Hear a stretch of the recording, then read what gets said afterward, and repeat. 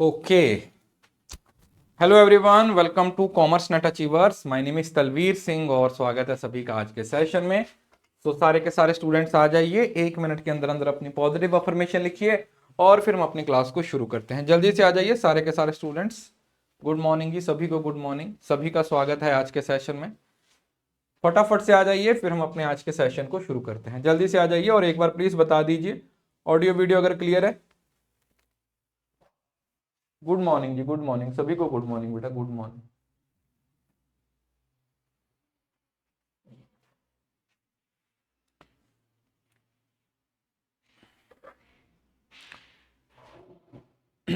एक minute wait करेंगे सबका, आ जाएं फिर शुरू करेंगे हम अपनी, ये इस कोर्स की फर्स्ट क्लास है।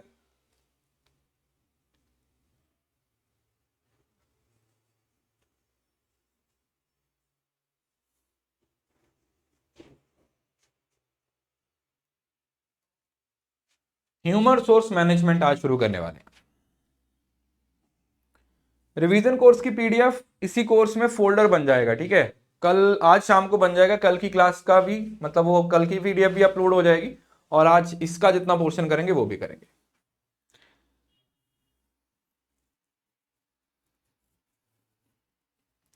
अरे फुल क्लास भी होगी, टेंशन क्यों ले रहे हो। टाइम पे आपकी सारी चीजें खत्म हो जाएंगी।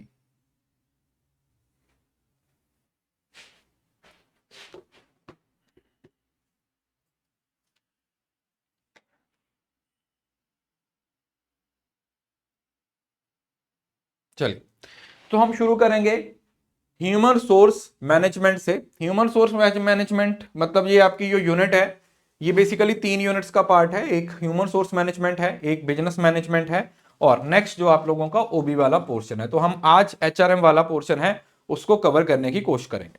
सो ह्यूमन सोर्स मैनेजमेंट होता क्या, प्लीज बातें बंद रखिए, जितना आप कम बोलोगे उतना मैं ज्यादा बोलूंगा और उतना बेहतर तरीके से आपको पढ़ा पाऊंगा। देखो, ह्यूमन सोर्स मैनेजमेंट का सिंपल मतलब क्या है कि हमारी एक ऐसी स्ट्रेटेजी है जिसके तहत हम लोगों को लेके आ रहे हैं, लोगों को रिटेन करके रहे हैं, लोगों के टैलेंट को बढ़ा रहे हैं, उनके जो स्किल्स हैं उनको बढ़ा रहे हैं, उनके अंदर लोगों की सेफ्टी के लिए, सिक्योरिटी पर्पस के लिए क्या बना रहे हैं, पॉलिसीज बना रहे हैं। तो सिंपल मतलब क्या हुआ कि आप लोगों को मैनेज कर रहे हो। You are doing the management of the people. आप लोगों को सही तरीके से मैनेज कर रहे हो। आपका टारगेट ये है कि आपकी ऑर्गेनाइजेशन के अंदर लोग आए, लोग लंबे समय तक रहें।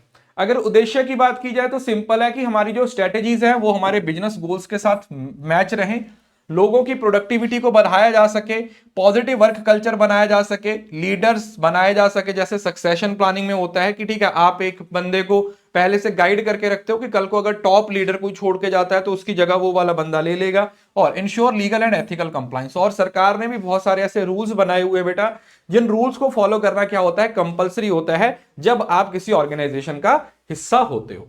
तो अगर हम एचआरएम को सही तरीके से फॉलो करेंगे तो ये एक ब्रिज का काम करता है मैनेजमेंट में और एम्प्लॉइज में। क्यों? क्योंकि देखो, अगर मैनेजमेंट को लोगों की जरूरत है तो लोगों को भी मैनेजमेंट की जरूरत है। सो it is a bridge between management and employees, focusing on recruiting talent, उनका अच्छा वर्क कल्चर बना के रखना, जितने भी रूल्स रेगुलेशंस हैं उन सभी रूल्स रेगुलेशंस को फॉलो करना और लोगों के स्किल्स को डेवलप करना। क्योंकि अगर लोगों के अंदर स्किल्स होंगे तो उन स्किल से आप अपने ऑर्गेनाइजेशन के ऑब्जेक्टिव्स को अचीव कर पाओगे, ठीक है।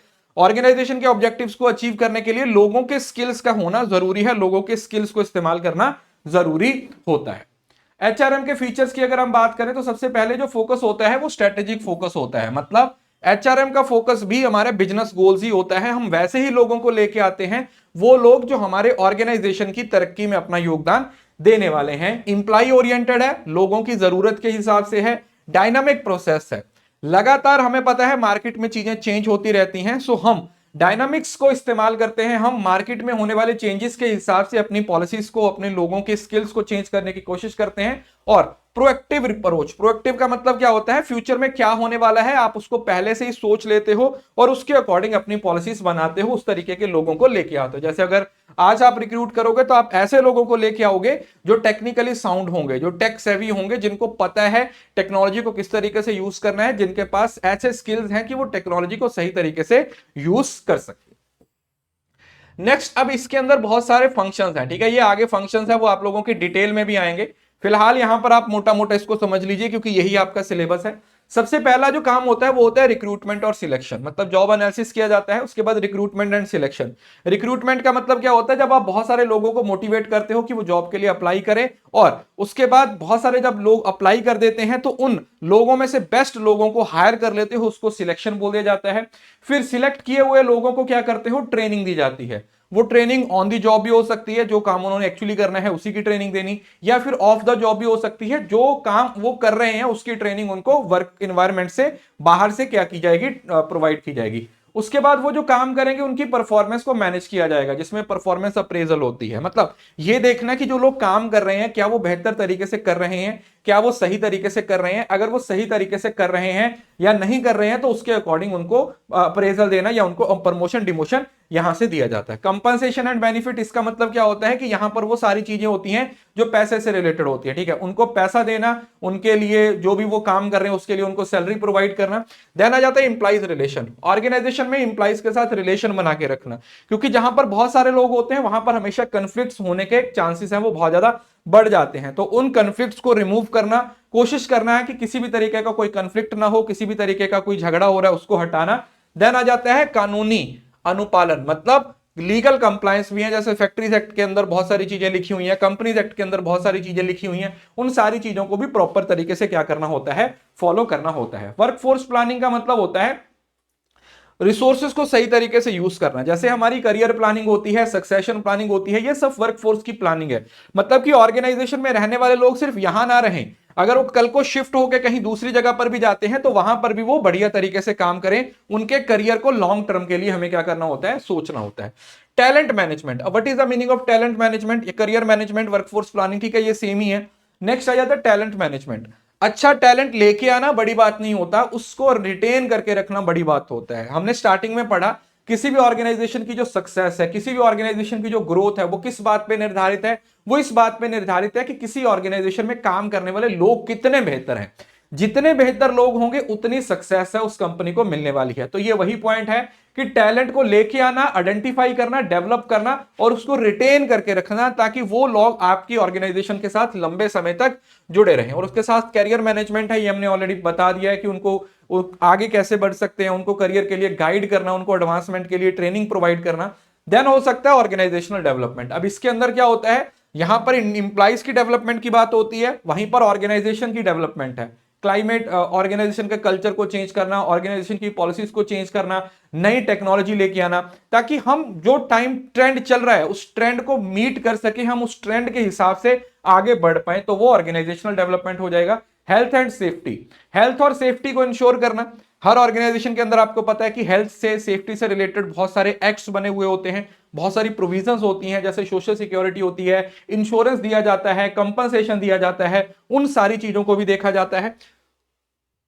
और इंपॉर्टेंस सिर्फ यही है कि ये ऑर्गेनाइजेशन के गोल्स को अचीव किया जाएगा अगर लोगों को सही तरीके से मैनेज किया जाएगा, ठीक है। तो ये वो चीजें हैं जो मैं आपको नहीं भी पढ़ाता तो भी आपको मालूम ही है कि ह्यूमन सोर्स मैनेजमेंट क्या होता है। सिंपल, लोगों को लेके आना, लोगों को रिटेन करके रखना, लोगों से काम करवाना, लोगों को गाइड करना, लोगों को प्रमोशन करना, लोगों की परफॉर्मेंस अप्रेजल करना, लोगों को पैसा देना, लोगों को रिटेन करके रखना। बस हर पॉइंट में पीपल्स आ रहे हैं तो लोगों को लेके आना, उनको रिटेन करके रखना और उनको प्रॉपर यूटिलाइज करना। That is the complete meaning of human source management.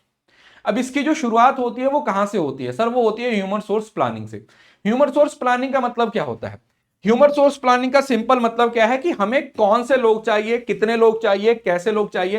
Human source की प्लानिंग, लोगों की प्लानिंग करने की। एक ऑर्गेनाइजेशन में कितने लोगों की जरूरत है, कितने लोगों को लेके आना है, कितने लोगों को हटाना है, क्या हमें रिक्रूटमेंट की जरूरत है या हमें लोगों को ले ऑफ करना है, कितने लोग ज्यादा हैं, कितने लोग, मतलब हर चीज। तो प्लानिंग में आप वो चीजें डिसाइड करते हो, ठीक है। So human source planning is nothing, it is just a process of forecasting future workforce need and aligning with organizational goals.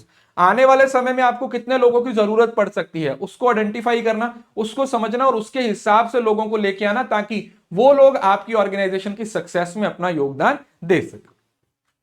अब ये क्यों किया जाता है? इसका सिंपल मतलब होता है फॉरकास्ट फ्यूचर नीड। सबसे पहले हम ये देखते हैं कि फ्यूचर में हमें कितने लोगों की जरूरत पड़ सकती है। कल को हम एक्सपेंशन करने वाले हैं, 2 नए प्लांट लगने वाले हैं, तो हम देखेंगे कि अच्छा यार 2 प्लांट लगने वाले हैं तो हमें और लोगों की जरूरत पड़ सकती है। दूसरा एंश्योर टैलेंट अवेलेबिलिटी, ये भी देखना है अच्छे लोगों को रिक्रूट करना, अच्छे लोगों की सिलेक्शन करना ताकि हमारे पास अच्छा टैलेंट अवेलेबल रहे। तीसरा इफ एनहांस एफिशिएंसी और प्रोडक्टिविटी, जितने बढ़िया लोग होंगे उससे आपकी एफिशिएंसी और प्रोडक्टिविटी बढ़ेगी। नेक्स्ट कॉस्ट मैनेजमेंट, साथ में ये भी देखना, क्योंकि देखो आप जितनी आपकी कॉस्ट है, जितना आपके पास पैसा है, उसके हिसाब से ही आप लोगों को लेके आ सकते हो। अब एक एमएनसी है, उसकी रिक्रूटमेंट कॉस्ट 100 करोड़ है, वो 100 करोड़ भी लगा देगी, लेकिन आपकी छोटी सी कंपनी है, आप 10 लाख रुपए लगा सकते हो, तो उसके हिसाब से ही आपके पास क्या आएगा, टैलेंट आएगा। तो कॉस्ट एक इंपॉर्टेंट एलिमेंट हो जाता है। और reduce risk of talent shortage और सरप्लस इंश्योरिंग बिजनेस कंटिन्यूटी। अब रिड्यूस रिस्क का मतलब क्या होता है कि आप हमेशा बैकअप के लिए कुछ लोगों को रखते हो, ताकि आपके जो अभी काम करने वाले लोग हैं, अगर वो अचानक से छोड़ के चले जाते हैं, इफ दे लीव, अगर वो अचानक से आपकी ऑर्गेनाइजेशन को छोड़ के चले जाते हैं, तो क्या बैकअप के लिए आपके पास कोई बंदा मौजूद है, क्या बैकअप के लिए आप लोगों के पास लोग मौजूद हैं या नहीं, ये चीज है वो बहुत ज्यादा इंपॉर्टेंट हो जाती है इस जो ह्यूमन सोर्स प्लानिंग में। इंपॉर्टेंस तो यही है, ठीक है, इसके अंदर की, इससे हम ऑर्गेनाइजेशन की ग्रोथ, चेंजिंग वर्कफोर्स डेमोग्राफिक्स या फिर अडेप्टिंग द टेक्नोलॉजी एडवांसमेंट, हमें ह्यूमन सोर्स प्लानिंग की जरूरत ही इस वजह से पड़ती है क्योंकि हम फ्यूचर में देख रहे होते हैं कि आने वाले समय में कौन सी चीजें हमारे हक में होंगी, कौन सी चीजें हमारे अगेंस्ट हो सकती हैं, तो वो सारी चीजें हम ह्यूमन सोर्स प्लानिंग में देखते हैं। अब अगर इसके प्रोसेस की बात की जाए तो सबसे पहले आप असेसमेंट और फॉरकास्टिंग करते हो। असेसमेंट और फॉरकास्टिंग का मतलब क्या हुआ कि आप ये देखते हो कि हमें कितने लोगों की जरूरत है। Analyse and predict future man power requirement based on the business strategy, मतलब आने वाले समय में हमें कितनी वर्कफोर्स की जरूरत है, हमें कितने लोगों की जरूरत है, वो डिसाइड करते हैं। और दूसरे पॉइंट में इंप्लाई सप्लाई एनालिसिस, अब ये सप्लाई एनालिसिस भी होता है, कहीं कहीं पर इसको डिमांड और सप्लाई एनालिसिस भी लिखा जाता है, जिसके अंदर आप ये देखते हो कि इस टाइम पे हमारी ऑर्गेनाइजेशन के अंदर कितने लोग हैं। इस डिमांड और सप्लाई को, अगर डिमांड और सप्लाई बराबर है फिर तो कोई दिक्कत नहीं है, अगर डिमांड ज्यादा है सप्लाई कम है तो रिक्रूटमेंट करनी पड़ेगी, लेकिन वहीं पर अगर डिमांड कम सप्लाई ज्यादा है तो लोगों को निकालना पड़ेगा। तो वो आपको इस पॉइंट पे पता चल जाता है कि हमें लोगों को लेके आने की जरूरत है या लोगों को निकालने की जरूरत है। उसकी ये गैप एनालिसिस, ठीक है, इसी से पता चलेगा कि हमारी जो रिक्वायरमेंट है वो कितनी है, हमारे पास कैसे लोग हैं, हमें किस तरीके के लोगों की जरूरत है। वो गैप एनालिसिस है, वो यहां पर आप डिमांड और सप्लाई के बाद आइडेंटिफाई कर पाओगे कि हमें ये ब्रिज है, इसको क्या करना है, फिल करना है। उसके बाद आप अपनी स्ट्रेटेजीज बनाओगे, एक्शन प्लान बनाओगे, रिक्रूटमेंट की स्ट्रेटेजीज बनाओगे, जो जॉब एनालिसिस है वो बनाओगे, डिस्क्रिप्शन, स्पेसिफिकेशन, वो सब चीजें हैं वो इसके बाद आती हैं। और उसके बाद फिर इस प्लान को क्या कर दिया जाता है बेटा, इंप्लीमेंट कर दिया जाता है। और इंप्लीमेंट करने के बाद हम इसको प्रॉपर क्या कर रहे होते हैं, मॉनिटर कर रहे होते हैं, प्रॉपर इसकी इवैल्यूएशन कर रहे होते हैं, जिससे हमें ये पता चल जाता है कि अच्छा ये चीज हमारे फेवर में काम की है या ये चीज हमारे अगेंस्ट काम कर रही है। ठीक है, मतलब यहां पे आपको पता चलेगा कि जो आपने ह्यूमन सोर्स प्लानिंग, ये जो पूरी स्ट्रेटेजी बनाई है, क्या वो आपके फेवर में है या वो आपके अगेंस्ट है। ठीक है, तो प्रोसेस से कई बार सवाल पूछ लेते हैं, प्रोसेस कई बार एग्जाम में पूछा जाता है। नेक्स्ट, अब जो प्लानिंग है वो कितने तरीके की हो सकती है, वो शॉर्ट टर्म भी हो सकती है, लॉन्ग टर्म भी हो सकती है। शॉर्ट टर्म कौन सी होती है बेटा, शॉर्ट टर्म का मतलब इमीडिएटली आपको जरूरत पड़ गई, आपके 4 लोग हैं, वो आपकी कंपनी छोड़ के किसी ने आपके टैलेंट को पोच कर दिया। ठीक है, पोचिंग मैंने आपको बताया था, किसी बंदे को ज्यादा पैसे देके अपनी ऑर्गेनाइजेशन का हिस्सा बना देना। So focus on immediate needs with 1 year life time frame addressing current, तो 1 साल के अंदर अंदर जो नीड्स होती हैं उसके लिए हम क्या करते हैं, उसके लिए शॉर्ट टर्म प्लानिंग की जाती है। लेकिन जो लॉन्ग टर्म प्लानिंग, जिसको स्ट्रेटेजिक प्लानिंग भी बोल दिया जाता है, ये हमेशा लॉन्ग टर्म के लिए होती है, लंबे समय के लिए होती है, 5 साल के लिए, 10 साल के लिए, इस तरीके की प्लानिंग की जाती है। अब जब हम ह्यूमन सोर्स प्लानिंग कर रहे होते हैं तो उस टाइम पे हमें कुछ कुछ प्रॉब्लम्स का भी सामना करना पड़ता है, जैसे मार्केट अनसर्टेनिटी। अभी आपको पता है कि डायनामिक इन्वायरमेंट है, चीजें लगातार चेंज हो रही हैं, नई नई टेक्नोलॉजी आ रही है, नई नई अपॉर्चुनिटीज आ रही हैं, तो आप मार्केट को प्रिडिक्ट नहीं कर पाते हो, आप कुछ और सोचते हो, अचानक से टेक्नोलॉजी चेंज हो जाती है और आपका सारा प्लान धरा का धरा रह जाता है। Next, talent shortage, limited availability of skilled professional. अब ये भी इंपॉर्टेंट है, अब ऐसा तो है नहीं कि दुनिया में सारे लोग ही स्किल्ड हैं, तो आपको ये भी देखना पड़ता है कि क्या एक्चुअली में वो बंदा स्किल्ड है जिसको आप लेके आ रहे हो, ऐसा तो नहीं है कि जिसको आप लेके आ रहे हो उसके अंदर वो स्किल ही नहीं है। नेक्स्ट, हाई कॉस्ट, उच्च कॉस्ट, तो अभी लोगों को लेके आना, उनको हायर करना, उनको ट्रेंड करना, इस पे आपको खर्चा भी बहुत सारा करना पड़ेगा। दूसरा, नियमों में परिवर्तन, need to comply with updated, अब सरकार के रूल्स बन जाते हैं, जैसे मैंने बताया ना, कभी जीएसटी आ जाता है, कभी टीसीएस आ जाता है, कभी टीडीएस आ जाता है, कितनी सारी चीजें आती हैं, तो उसके हिसाब से भी कंपनीज को क्या करना होता है, लेके चलना पड़ता है। और इंपैक्ट ऑफ टेक्नोलॉजी, अब ये तो मेन पॉइंट है, आज के समय में कोई भी बिजनेस हो वो टेक्नोलॉजी के प्रभाव से बाहर नहीं हो सकता। नन, कोई भी ऐसा बिजनेस नहीं है जिसपे टेक्नोलॉजी का असर नहीं होगा। हर एक बिजनेस पे टेक्नोलॉजी का असर होता है, हर एक बिजनेस टेक्नोलॉजी से क्या होता है, अफेक्ट होता है। तो टेक्नोलॉजी को साइड पे करके आप अपने बिजनेस में ग्रो नहीं कर सकते हो। अब हमारे पास कुछ मेथड्स होते हैं ह्यूमन सोर्स प्लानिंग के लिए, जैसे वर्कफोर्स एनालिसिस। इसके अंदर हम क्या देखते हैं, वर्कफोर्स मतलब काम करने वाले, calculate current workforce need based on the productivity and output goals. Workforce analysis के अंदर आप क्या करते हो, आप प्रोडक्टिविटी को फोकस करते हो, आप ये देखते हो कि हमारे आउटपुट गोल्स कितने हैं। अगर हमें 5000 यूनिट्स बनानी है तो एक बंदा 500 यूनिट बना रहा है, तो 10 लोगों की जरूरत है। तो आप जब प्रोडक्टिविटी के हिसाब से या आउटपुट के गोल्स के हिसाब से डिसाइड करते हो तो उसको बोला जाता है दैट इज वर्कफोर्स एनालिसिस, मतलब कितनी वर्कफोर्स की जरूरत है ये काम करने के लिए। दूसरा हो सकता है ट्रेंड एनालिसिस। ट्रेंड एनालिसिस किसका होता है, ट्रेंड एनालिसिस हमेशा होता है पास्ट के डेटा का, पास्ट में चीजें कैसे हुई थी, पास्ट में किस तरीके से चीजें मूव हुई थी। तो जितना भी चीजें पास्ट में हुई हैं उन सारी चीजों को कंसीडर किया जाता है, ठीक है, कि पास्ट में अच्छा हमें इतने लोगों की जरूरत पड़ी थी, तो ट्रेंड एनालिसिस वो हो जाएगा। देन आ जाता है डेल्फी टेक्निक। डेल्फी टेक्निक क्या होता है बेटा, डेल्फी में हम अलग अलग एक्सपर्ट्स को लेके आते हैं और वो एक्सपर्ट्स क्या करते हैं, वो एक्सपर्ट आके अपनी राय देते हैं, वो अपने ओपिनियन देते हैं पर्टिकुलर चीज को लेके, और उस पर्टिकुलर ओपिनियन के हिसाब से हम क्या करते हैं, हम आगे बढ़ते हैं, उन ओपिनियंस के हिसाब से आप लोगों को लेके आते हो। और देन आ जाता है workload, estimating man power based on workload analysis in different department. Workload का मतलब क्या होता है, देखो वर्क फोर्स आएगा तो वहां पर प्रोडक्टिविटी देखेंगे। वर्कलोड के अंदर कि अलग अलग डिपार्टमेंट में कितना वर्कलोड है, किस डिपार्टमेंट में इतना वर्कलोड है तो इसमें इतने लोगों की जरूरत है, इस डिपार्टमेंट में इतना वर्कलोड है तो इतने लोगों की जरूरत होती है। तो वो हम कार्यभार, जिसको आप वर्कलोड एनालिसिस बोल देते हो। और रेशियो एनालिसिस, इसमें आप अलग अलग तरीके की रेशियो, जैसे employees to output ratio to product future staffing, ठीक है। तो रेशियो में आप कोई भी दो चीजों को कंबाइन करके डिसाइड कर सकते हो कि हमें कितने लोगों की जरूरत है और हम कितने लोगों को लेके आने वाले हैं, ठीक है। तो ये आपकी मेथड्स है, मेथड से सवाल बनने के चांसेस होते हैं। देन ह्यूमन सोर्स प्लानिंग का जो क्या बोलते हैं मतलब है, वो तो सिंपल वही है, क्योंकि यहां से आपका पूरा एचआरएम शुरू होगा, ठीक है। क्योंकि जितने देखो job analysis, job description, recruitment, selection, training, development, performance appraisal, compensation, हर चीज ह्यूमन सोर्स प्लानिंग पे डिपेंड करती है। तो इस वजह से जितने सही तरीके से आप ह्यूमन सोर्स प्लानिंग करोगे, जितने बेहतर तरीके से आपकी ह्यूमन सोर्स प्लानिंग होगी, उतना बेहतर तरीके से आप अपने एम्स को, आप अपने टारगेट्स को क्या कर पाओगे, अचीव कर पाओगे। उतने बेहतर तरीके से आप इन सब चीजों को अपने बिजनेस में आगे बढ़ा पाओगे। तो इस वजह से यहां पर सबसे आपको ज्यादा क्या होता है, इंपॉर्टेंस देनी पड़ती।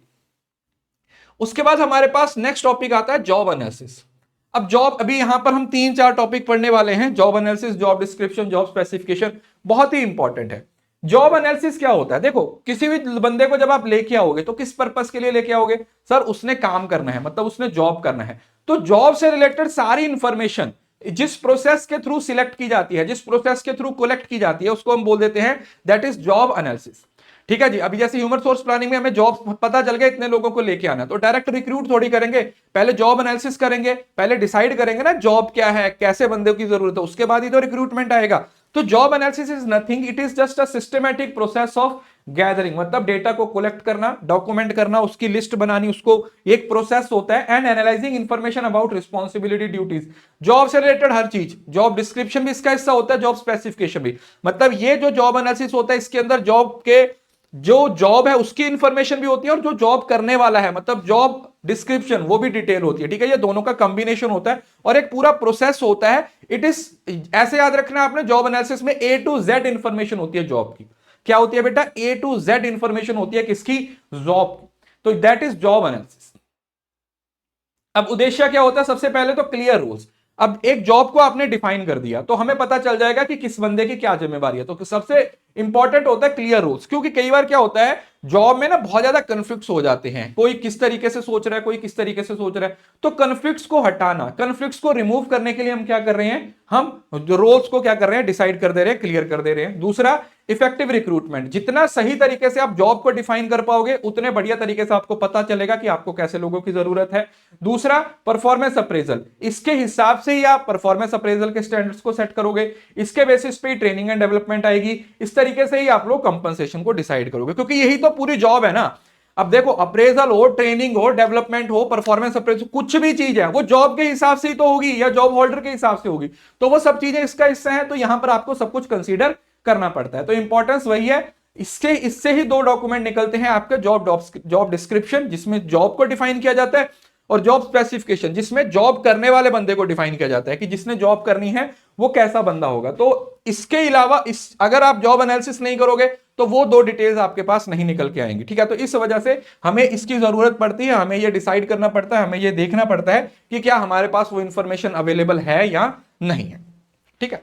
अब आता है इसका भी प्रोसेस होगा, ठीक है। सिंपल स्टेप्स हैं, ये इंपॉर्टेंट होते हैं। सबसे पहले आप जॉब से रिलेटेड इंफॉर्मेशन को कलेक्ट करते हो, ठीक है, क्योंकि देखो अभी जैसे जॉब है, जैसे प्रोफेसर की जॉब है या डॉक्टर की जॉब है, तो उस जॉब से रिलेटेड जितना डेटा है पहले आप वो कलेक्ट करोगे। तो वो है like gather detail information on job के टास्क क्या है, स्किल्स कैसी हैं, क्वालिफिकेशन, हर तरीके का जो डेटा है पहले आप जॉब से क्या करते हो, कलेक्ट करते हो। उसके बाद फिर ऑब्जर्व किया जाता है, directly observe employee performing the job to understand actual task, ठीक है। पहले आपने थ्योरेटिकली डेटा कलेक्ट कर लिया, अब आप प्रैक्टिकली देख रहे हो कि उस जॉब को, मतलब उस जॉब को कोई ऑलरेडी बंदा डिफ कर रहा होगा ना, मतलब आपने डॉक्टर की जॉब के लिए डेटा कलेक्ट करना शुरू कर दिया कि डॉक्टर की ये जिम्मेवारी, अब वहां पर जो डॉक्टर है उसको देखोगे, उसको डायरेक्ट ऑब्जर्व करोगे कि अच्छा यार ये डॉक्टर इस तरीके से काम कर रहा है, ये डॉक्टर इस तरीके से काम कर रहा है। तो पहले थ्योरेटिकली आप डेटा कलेक्ट कर रहे हो, फिर प्रैक्टिकली आप क्या कर रहे हो, ऑब्जर्व कर रहे हो। उसके बाद फिर आप ऑब्जर्वेशन के बाद आप इंटरव्यू लेते हो, जॉब करने वाले बंदे से भी हो सकता है, और जो जॉब से ऊपर बैठे हुए मतलब जो सुपीरियर होते हैं आप उनसे भी क्या कर सकते हो, डेटा कलेक्ट कर सकते हो, इंटरव्यूज। उसके बाद अगर इंटरव्यू के बाद आप क्वेश्चनर भी फिल करवा सकते हो, स्टैंडर्डाइज जॉब रिलेटेड बहुत सारे फॉर्म्स आते हैं, है ना। उसके बाद task analysis, break down each job task into smaller component to identify required skills, ठीक है। टास्क एनालिसिस मतलब पूरी जॉब को छोटे छोटे हिस्सों में डिफाइन कर देना कि अच्छा ये वाली जॉब का ये पार्ट है, ये वाला है, और स्टेप बाय स्टेप उसको डिफाइन करना। और उसके बाद क्या करते हो, पूरी जितनी भी आपके पास डिटेल आती है उसको डॉक्यूमेंट में डाल देते हो, ठीक है। पहले जॉब का डेटा कलेक्ट किया, फिर आपने प्रैक्टिकली देखा लोगों को, फिर आप लोगों ने ऑब्जर्वेशन के थ्रू किया, फिर आपने इंटरव्यू लिया, फिर आपने क्वेश्चनर देखा, फिर आपने टास्क को डिफाइन कर दिया, और उसके बाद वो सारे जितने भी टास्क आपने डिफाइन किए उसको एक रिपोर्ट में बना दिया, एक रिपोर्ट उसकी बना दी कि अच्छा भैया ये इस तरीके से हम एक सोल्यूशन तक पहुंचने वाले हैं, इस तरीके से हमारे पास ये रिजल्ट है वो आने वाला है।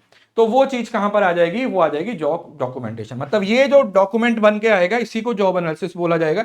इसके अंदर जॉब से रिलेटेड हर चीज, हर तरीके की इंफॉर्मेशन है वो क्या होगी बेटा, प्रोवाइडेड होगी। अब जब जॉब एनालिसिस किया जाता है तो इससे हमारे पास तीन तरीके की, वैसे दो तरीके की चीजें निकल के आती हैं। सर इसमें इंटरव्यू किसके लिए थे, मतलब जो जॉब कर रहे हैं, ठीक है, उनसे भी हो सकता है, और जो सुपीरियर है मतलब उनके अंडर काम कर रहे हैं तो सुपीरियर को भी तो पता होगा कि वो जॉब कैसी है, इस वजह से। तो देखो वैसे तो दो ही चीजें याद रखनी है, डिस्क्रिप्शन और स्पेसिफिकेशन। परफॉर्मेंस स्टैंडर्ड्स भी इससे निकल आ जाते हैं, ठीक है। वैसे स्टैंडर्डाइज तरीके से देखा जाए तो दो चीजें निकलती हैं। पहला जॉब डिस्क्रिप्शन, जिसमें जॉब को डिफाइन किया जाता है, TDR वर्ड याद रखना है, टास्क ड्यूटीज एंड रिस्पॉन्सिबिलिटीज।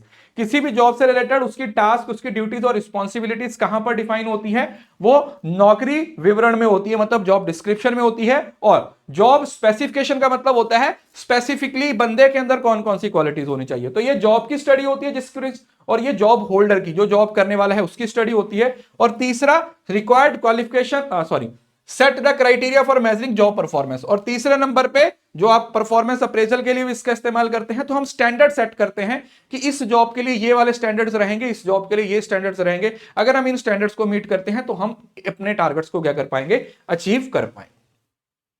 अब जब हम नौकरी विश्लेषण कर रहे हैं, मतलब जब आप जॉब एनालिसिस करोगे तो उसके लिए आप क्या क्या कर सकते हो, ये हमने प्रोसेस में भी समझ लिया था। पहली बात तो आप क्या कर सकते हो, आप डायरेक्ट ऑब्जर्वेशन कर सकते हो। मैंने बताया आप डॉक्टर को काम करते हुए देख सकते हो कि अच्छा ये डॉक्टर ये काम करते हैं, इसकी ये ड्यूटीज हैं, ये रिस्पॉन्सिबिलिटीज है, तो आप डायरेक्ट ऑब्जर्वेशन से डेटा कलेक्ट कर सकते हो। दूसरा, आप उनसे जाके इंटरव्यू ले सकते हो, इंटरव्यू सुपीरियर से भी हो सकता है और डायरेक्ट जो जॉब होल्डर है उससे भी हो सकता है। देन आप उनसे क्वेश्चनर भी फिल करवा सकते हो। Then critical incident technique, critical incident क्या होता है बेटा, बेसिकली आप ये देखते हो कि इस पर्टिकुलर जॉब में किस तरीके के इंसिडेंट है और उसको लोग किस तरीके से रिस्पॉन्स करते हैं, ठीक है। ये परफॉर्मेंस अप्रेजल का भी मेथड होता है। क्रिटिकल इंसिडेंट का मतलब होता है जैसे एक अचानक से शॉर्ट सर्किट हो जाए तो अब उसको लेके अलग अलग लोग अलग अलग तरीके से रिस्पॉन्ड करेंगे, ठीक है। कोई भाग जाएगा, कोई फायर एक्सटिंग्विशर्स लेके आएगा, तो वो क्रिटिकल इंसिडेंट होते हैं। तो आप देखते हो कि किस जॉब में कितने क्रिटिकल इंसिडेंट्स होते हैं।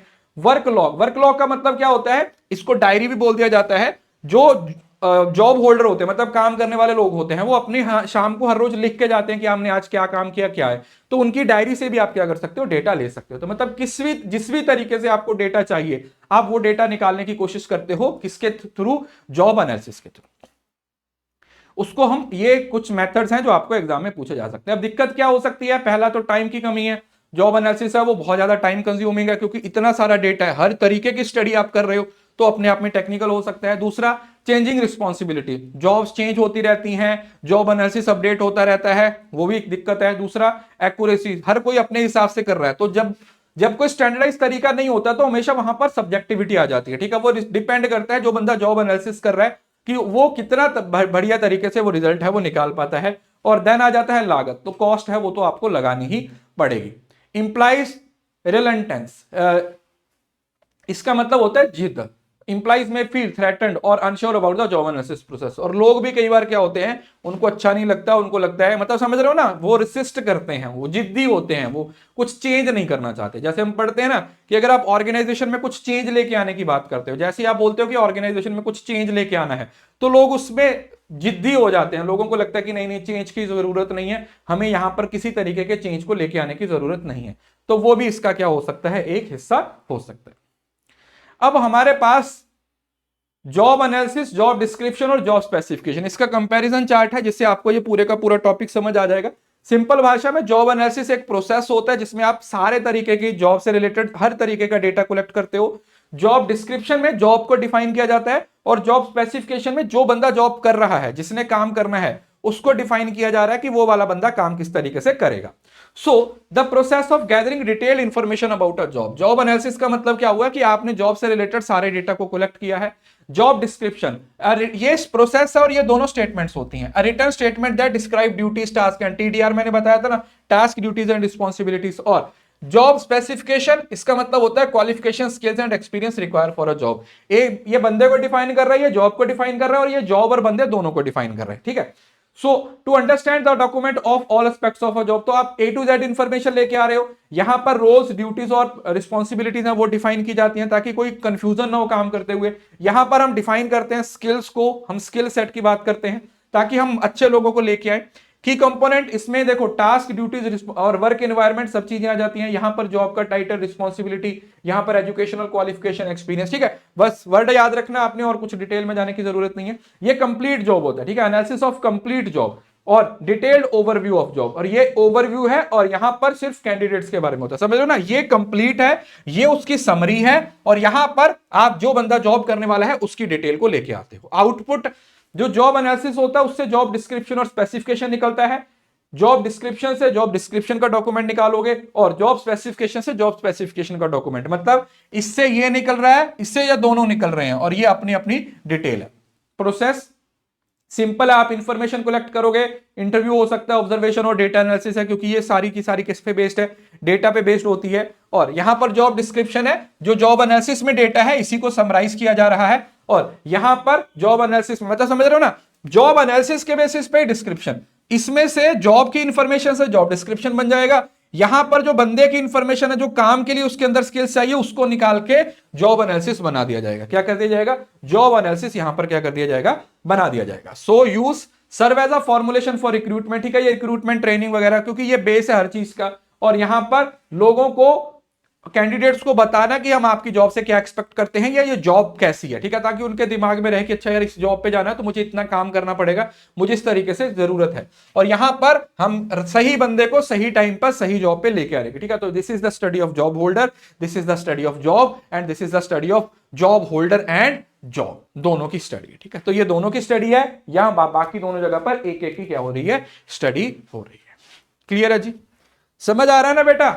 बहुत आराम से पढ़ा रहा हूं। पिछले बैच में अगर आप देखोगे तो मैंने ये सारी क्लासेस 2x पे ली थी, क्योंकि उस टाइम पे एक यूनिट को एक ही क्लास में कवर कर रहे थे। इस बार क्योंकि हमारे पास सफिशिएंट टाइम है, तो एक यूनिट को हम 2 क्लासेस में कवर करेंगे। तो इस वजह से मैं सारी चीजें बहुत और भी डिटेल में ऐड कर रहा हूं और आराम आराम से ही पढ़ा रहा हूं, ठीक है, ताकि भागना नहीं है, क्योंकि हमारे एग्जाम की कुछ खैर खबर है नहीं। तो आराम से पढ़ेंगे, एक बार सिलेबस खत्म हो जाएगा तो यही क्लास है, मोस्ट प्रॉब्ली 10 दिन के बाद यही क्लास डेली बेसिस पे हो जाएगी, ठीक है। अभी तो अल्टरनेटिव डे पे है, लेकिन 8-10 दिन के बाद यही क्लास आपकी डेली बेसिस पे हो जाएगी।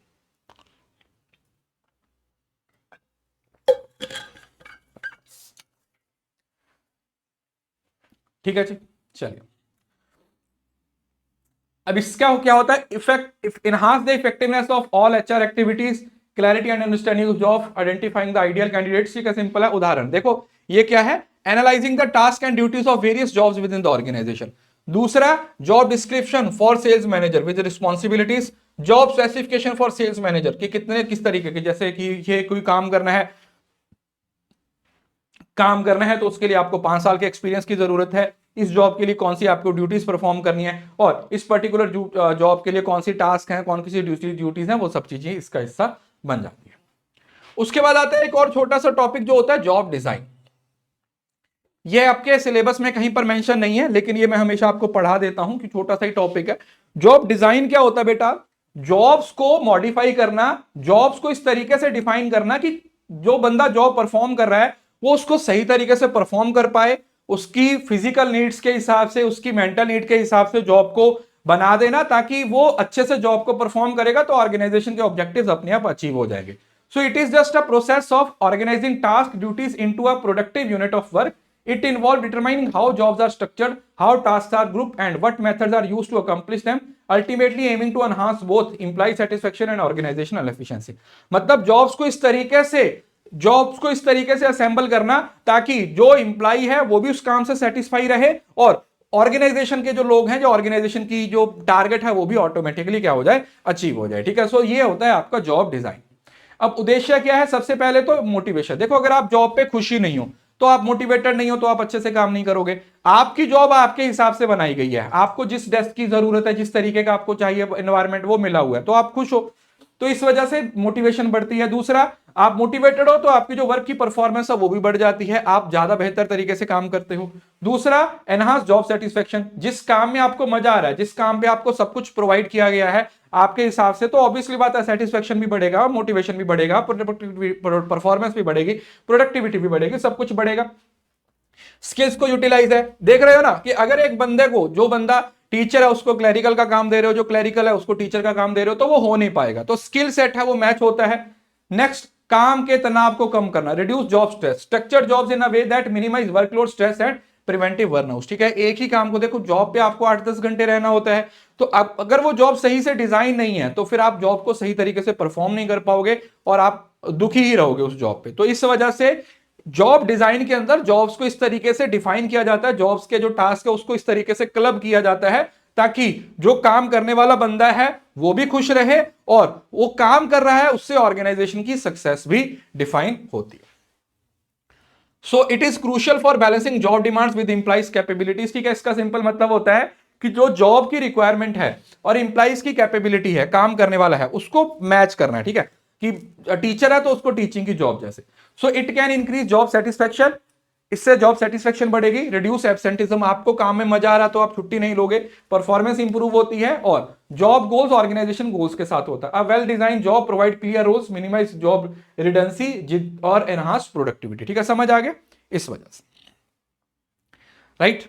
वो अब इसके प्रोसेस की अगर हम बात करें, ठीक है, इसका जो प्रोसेस होता है वो क्या होता है, अभी जॉब डिजाइन में ही आएगा। ठीक है, ये जो जॉब वो आता है ना, एनलार्जमेंट, एनरिचमेंट होता है जॉब को, कभी जॉब की हॉरिजॉन्टल, वो आगे आएगा। ठीक है, उससे एग्जांपल से आप समझ पाओगे इसको। सो प्रोसेस क्या होता है, सबसे पहले तो टास्क एनालिसिस किया जाता है, किसी काम को करने के लिए, किसी जॉब के लिए कौन कौन से टास्क होते हैं। उसके बाद फिर उन टास्क को अलग अलग तरीके से ग्रुप किया जाता है। उसके बाद यह डिसाइड किया जाता है कि हमें कितनी इंडिपेंडेंस देनी है। उसके बाद आप वर्किंग कंडीशंस को डिफाइन करते हो और फिर एक फीडबैक मैकेनिज्म होता है। ठीक है, इसका प्रोसेस एग्जाम में नहीं पूछा जाता है। ठीक है, तो प्रोसेस पढ़ने की जरूरत नहीं है। इसमें से जो सवाल पूछा जाता है वो इसके जो 4 टाइप्स होती हैं। ठीक है, जॉब डिजाइन 4 चीजों से मिलकर बनता है, job enrichment, job enlargement, job specification और जॉब सिंप्लीफिकेशन। ये 4 चीजें होती है, वो मैं इसके बाद पढ़ाऊंगा, वहां से सवाल पूछे जाने के चांसेस हैं। बाकी ज्यादा जॉब डिजाइन से सवाल है वो नहीं पूछा जाता। एलिमेंट्स कौन से होंगे, देखो इसके अंदर आप स्किल की वैरायटी देखते हो, मतलब पहले काम करने वाले, एक जॉब के लिए कौन कौन से स्किल्स की जरूरत है, एक जॉब के अंदर कौन कौन से काम किए जाएंगे, कौन सा काम कितना इंपॉर्टेंट है, किस बंदे को कितनी ऑटोनॉमी देनी है और फीडबैक है। तो ये 5 चीजें होगी। ठीक है, पहले स्किल देखेंगे, मतलब जो जॉब परफॉर्म कर रहा है उसके स्किल। उसके बाद टास्क को आइडेंटिफाई करेंगे, उसके बाद टास्क की सिग्निफिकेंस, कौन सा टास्क कितना इंपॉर्टेंस है ये देखा जाएगा। देन ऑटोनॉमी, किसी काम को करने के लिए फ्रीडम तो देनी पड़ेगी ना, जैसे मैंने आपको पहले भी किसी क्लास में बताया था, आप एम्प्लॉयर हो, आपने अपने एम्प्लॉय को कोई काम दे दिया, अब उसके सर पे खड़े हुए हो तो वो काम नहीं कर पाएगा, तो आप उसको फ्रीडम दो, आप उसको ऑटोनॉमी दो कि आप अपने हिसाब से काम कर लो। और देन आ जाता है फीडबैक, और बाद में उनको फीडबैक भी प्रोवाइड करनी है कि ठीक है तुम ये काम इस तरीके से सही से कर पाए हो या नहीं, तुमने ये काम अच्छे से किया है या नहीं किया, तो आप उनको क्या करते हो, फीडबैक भी प्रोवाइड करते हो कि बेटा तुमने ये काम अच्छे से किया है या नहीं किया। तो वो चीजें भी इसका हिस्सा हो जाता है। हाँ बिल्कुल, अगर आप उसके सर पे खड़े रहोगे तो फिर वो माइक्रो मैनेजमेंट हो जाएगा, ठीक है, फिर आप अपना काम नहीं कर पाओगे। दूसरा, अब इसके अंदर ये 4 चीजें होती हैं, ठीक है, ये मैं भी एक एक लाइन में पढ़ा रहा हूं, इसके बाद मैं इसका एक चार्ट भी लेके आया हूं। जॉब एनलार्जमेंट का मतलब क्या होता है कि आज सिमिलर टास्क हॉरिजॉन्टल लेवल पे एडिशन कर दी जाती है, ठीक है। आप क्लर्क को तो आपको टाइपिंग का काम दे दिया या आपको मेल का काम दे दिया जिसमें आपको कोई नई रिस्पॉन्सिबिलिटीज नहीं दी, हॉरिजॉन्टल एनलार्जमेंट होती है। और इनरिचमेंट क्या होता है, जब आपको ऊपर की वर्टिकली आपके जॉब्स में मतलब आपको ज्यादा बड़ी रिस्पॉन्सिबिलिटी दी जाती है जो ज्यादा चैलेंजिंग होती है। जॉब रोटेशन का मतलब क्या होता है, आपको रोटेट करते रहते हैं, जैसे बैंक में होता है, आज एक बंदा कैश काउंटर पे बैठा हुआ है, कल वो चेक काउंटर पे बैठा हुआ है, परसों वो मैनेजर के साथ बैठा हुआ है, तो सेम लेवल पे उसको क्या करते रहते हैं, हम घुमाते रहते हैं। और जॉब सिंप्लीफिकेशन, सिंप्लीफिकेशन का मतलब क्या होता है, ये आपने मैनेजमेंट के प्रिंसिपल्स में भी पढ़ा होगा। सिंप्लीफिकेशन का मतलब क्या होता है, काम को सिंपल कर देना, काम को आसान कर देना, ये देखना कि भैया हर चीज अच्छे तरीके से हो रही है, कॉम्प्लेक्सिटी नहीं होनी चाहिए, ठीक है। मतलब कोई भी काम है उसमें जो कॉम्प्लेक्स चीजें हैं उसको सिंप्लीफाई करने की कोशिश की जाती है। अब चैलेंज वही है, लैक ऑफ स्किल है, जरूरी है कि जॉब को रीडिजाइन करने के लिए जो स्किल्स की जरूरत है वो लोगों में है ही नहीं है। दूसरा, जॉब से कई बार क्या हो जाता है, ओवरलोड भी हो जाता है काम। दूसरा, फीडबैक है वो डिलीवर हो, ये इंपॉर्टेंट नहीं है, इससे जो सवाल पूछे जाने के चांसेस है वो ये इस वाले चार्ट से, ठीक है। मैं चार्ट की फॉर्म में सारी चीजें लेके आया हूं। ये 4 एलिमेंट्स होते हैं किसके, जॉब डिजाइन के, ठीक है। मतलब पहला क्या है, job enlargement, job enrichment, job rotation और जॉब सिंप्लीफिकेशन। अब जॉब एनलार्जमेंट मैंने आपको बताया था कि ये हॉरिजॉन्टल लेवल पे होता है, ठीक है, इस तरीके से, मतलब समझ रहे हो ना, सेम लेवल पे आपके जो टास्क है वो नए ऐड कर दिए जाते हैं, सेम लेवल पे आज नए टास्क ऐड कर दिए जाते हैं। और अगर यही टास्क ऊपर की तरफ बढ़ा दिए जाए, वर्टिकल कर दिया जाए, जिससे आपकी रिस्पॉन्सिबिलिटी बढ़ जाएगी, तो वो जॉब एनरिचमेंट हो जाएगा। जॉब घुमाव, जॉब रोटेशन है, वो आपको डिफरेंट डिफरेंट टास्क पे मूव कर दिया जाता है। और जॉब सिंप्लीफिकेशन, जो बड़ा काम है उसको छोटे छोटे हिस्सों में तोड़ देना, उस काम को क्या कर देना, छोटे छोटे पार्ट्स में तोड़ देना, ताकि हर कोई उस काम को बेहतर तरीके से कर पाए, ताकि हर कोई उस काम को बेहतर तरीके से परफॉर्म कर पाए, राइट। सो ऑब्जेक्टिव्स की बात की जाए तो इससे क्या होता है, मोनोटोनी, एक ही बंदा एक ही काम करता रहता है तो उसकी जो बोर हो जाता है, ठीक है, उस बोरियत को खत्म करना, इससे आपके वर्क को और मीनिंगफुल बनाना, ठीक है। आप नीचे हो तो आपको ऊपर वाला टास्क दिया तो आप मोटिवेटेड हो, आप चैलेंज आपको मिल रहा है ना, वो चीज। दूसरा, ब्रॉडर स्किल्स है, रिड्यूस बोर्डम, आप जॉब रोटेट कर रहे हो तो आप काफी सारे स्किल्स हैं वो सीख पाओगे ना, आज कैश काउंटर पे तो आपने कुछ और सीखा, दूसरी जगह पर कुछ और सीखा। और तीसरा, increase efficiency by simplifying task, तो इससे आपकी जो एफिशिएंसी होती है वो इंक्रीज हो जाती है। Next, enhance task variety but keep job level same, same job है लेकिन आप उसमें जो टास्क की वैरायटी है वो क्या कर दी जाती है, चेंज कर दी जाती है। यहां पर आपको क्योंकि बड़ा टास्क दिया जाता है, आपको हॉरिजॉन्टली की जगह वर्टिकली आपकी एडिशन की जा रही है, तो उसमें नई नई रिस्पॉन्सिबिलिटीज ऐड हो जाती हैं, आपको जॉब सेटिस्फेक्शन प्रोवाइड की जाती है। Provide skill diversity and reduce fatigue, ठीक है, आपको अलग अलग काम मिल रहे हैं जॉब रोटेशन की वजह से, तो आपका जो फटीग मतलब समझ रहे हो ना, बोरियत है वो खत्म होती है। और यहां पर कॉम्प्लेक्स चीजों को सिंप्लीफाई कर दिया जाता है, ये देखा जाता है कि हम कुछ ऐसा करें जिससे कि क्लैरिटी हो काम में, बेहतर तरीके से हो पाए। और देन उदाहरण जैसे लिखा, additional similar duties to a role, आप टाइपिंग का काम कर रहे हो, आपको मेल भेजने के लिए बोल दिया है ना, इस वजह से। Then giving more decision making power in task, यहां पर आपको और डिसीजन मेकिंग पावर दिया जा रहा है। यहां पर एक rotating from sales to customer service, आज आप सेल्स का काम कर रहे हो, कल को आपको कस्टमर के साथ भेज दिया जाए, कस्टमर के साथ डील करने के लिए। और simplifying a process for faster execution, कि एक काम को अगर 2 स्टेप्स में किया जा सकता है तो उसको 5 स्टेप्स को करने की जरूरत क्या है, 5 स्टेप्स की जरूरत नहीं होती है, सिर्फ और सिर्फ उसको 2 स्टेप्स में कवर किया जा सकता है। सर फिर जॉब स्पेसिफिकेशन, अरे स्पेसिफिकेशन कहां से आ गया, ये स्पेसिफिकेशन थोड़ी है यहां पर, तो ये तो जॉब डिजाइन पे है, स्पेसिफिकेशन नहीं है, वो सिंप्लीफिकेशन है। क्लियर है जी। तो ये जॉब डिजाइन के 4 हिस्से होते हैं, इसको आपने याद रखना है, इनके मीनिंग याद होने चाहिए। और कई बार कंपैरिजन चार्ट में भी सवाल पूछ लिया जाता है, मतलब मैच द कॉलम में हो सकता है ये चारों टर्म्स दी हो और आपको 4 एग्जांपल दे दियो मैच द कॉलम में सवाल बनाने के लिए कि ठीक है भैया इसको मैच करो, तो वो मैच करने के भी आपको सवाल पूछा जा सकता है, ठीक है, they can ask you question on that also. उसके बाद आता है next topic, that is recruitment. अब रिक्रूटमेंट का मतलब क्या होता है, ठीक है, सिंपल भाषा में रिक्रूटमेंट एक पॉजिटिव प्रोसेस होता है जहां पर आप लोगों को बोलते हो कि आइए इस जॉब के लिए अप्लाई कीजिए। रिक्रूटमेंट का मतलब क्या होता है, ठीक है, what is the meaning of recruitment? Recruitment का मतलब होता है कि आप ज्यादा से ज्यादा लोगों को लेके आते हो, क्योंकि जितने, मतलब ये एक पॉजिटिव प्रोसेस होता है। आप हर किसी को बोलते हो कि आइए हमारी कंपनी के लिए रिक्रूट, मतलब जैसे आप फॉर्म निकाल देते हो ना रिक्रूटमेंट का, तो वो चीजें, तो पॉजिटिव प्रोसेस है जिसमें आप ज्यादा से ज्यादा लोगों को लेके आना चाहते हो, क्योंकि जितने ज्यादा लोग रिक्रूटमेंट में आएंगे उतना बढ़िया टैलेंट है वो आपको मिलने वाला है। सो it is creating a pool of candidates. उद्देश्य क्या है? अच्छे टैलेंट को लेके आना, इंश्योर जॉब फिट। देखो, एक जॉब के लिए 100 लोग आएंगे और 1000 लोग आएंगे, तो 1000 लोग आएंगे तो उसमें बेहतर है 100 में उतनी जो आपको क्या बोलते हैं टैलेंट है वो मिलने के चांसेस क्या होते हैं, कम होते हैं। Next, competitive advantage. देखो, आज के टाइम पर किसी भी ऑर्गेनाइजेशन की ग्रोथ उसकी टेक्नोलॉजी पे डिपेंड नहीं करती है, उसके एचआर एम्प्लॉइज पे डिपेंड करती है। तो जितनी बढ़िया रिक्रूटमेंट पॉलिसी होगी, जितने सही तरीके से आप सिलेक्शन करोगे, उतना बेहतर आपके लिए काम करना हो जाएगा, उतने बेहतर तरीके से आप क्या करोगे, लोगों को लेके आ पाओगे, उतने बेहतर तरीके से आप लोगों से काम करवा पाओगे। दूसरा, एनहांस वर्कफोर्स डाइवर्सिटी।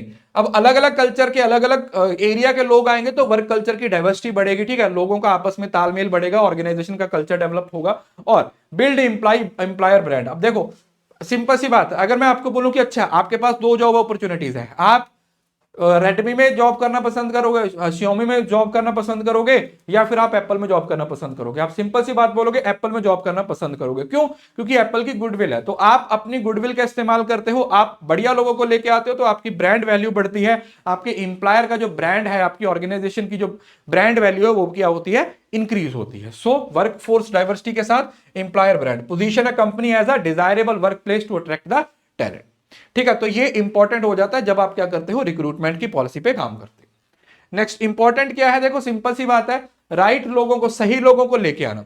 सही लोगों को लेके आना ऑर्गेनाइजेशन के लिए इंपॉर्टेंट है। क्यों? क्योंकि लोग कौन से आएंगे ऑर्गेनाइजेशन में, लंबे समय तक वो रिक्रूटमेंट में डिसाइड होगा। जो रिक्रूटमेंट में आएंगे वही तो सिलेक्शन में आएंगे।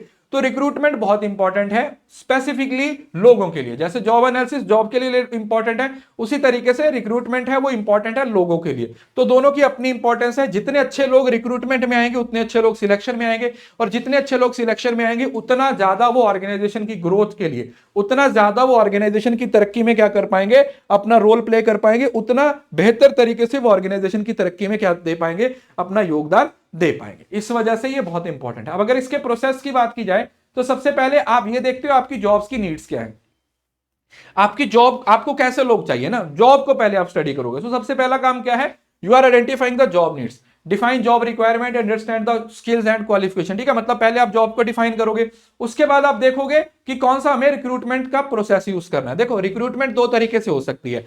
आप ऑर्गेनाइजेशन के अंदर के लोगों को भी रिक्रूट कर सकते हो, जैसे प्रमोशन होती है, डिमोशन होती है, ट्रांसफर होती है। आप डिसाइड करते हो कि इंटरनल चाहिए या एक्सटर्नल, हमें बाहर से लोगों की जरूरत है, वो दूसरे नंबर पे आप सिलेक्ट करते हो।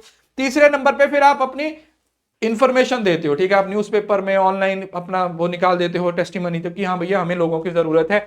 उसके बाद फिर लोग आने शुरू हो जाते हैं, आप उनकी स्क्रीनिंग और शॉर्ट लिस्टिंग करना शुरू कर देते हो। ठीक है, स्क्रीनिंग और शॉर्ट लिस्टिंग का मतलब क्या होता है, जैसे यूजीसी नेट के लिए लोगों को अप्लाई, हमें असिस्टेंट प्रोफेसर के लिए बुलाया, तो अगर 10,000 लोग बुलाया उसमें से 7,000 है जिनका नेट क्वालिफाई नहीं है, तो 7,000 तो पहले ही बाहर हो गए।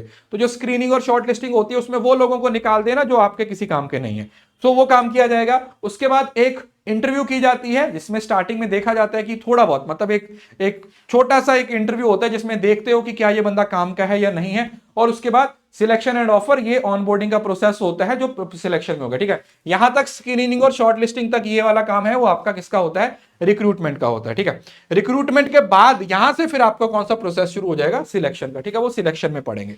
तो फिलहाल यहां तक आप जब शॉर्ट लिस्ट कर देते हो तो शॉर्ट लिस्टिंग तक का जो काम होता है वो रिक्रूटमेंट का होता है। उसके बाद फिर उसमें से आगे प्रोसेस फॉलो होता है जिसके अंदर हम क्या करते हैं, जिसके अंदर हम सिलेक्शन करते हैं। ठीक है, वो सिलेक्शन में फिर क्या हो जाती है, ऑनबोर्डिंग हो जाती है। ऑनबोर्डिंग समझ रहे हो ना, आप ऑफर लेटर दे देते हो, आप क्या कर देते हो, आप ऑफर लेटर दे देते हो, आप बोल देते हो कि ठीक है भैया हमने आपको, ये रिक्रूटमेंट के साथ सिलेक्शन का पार्ट।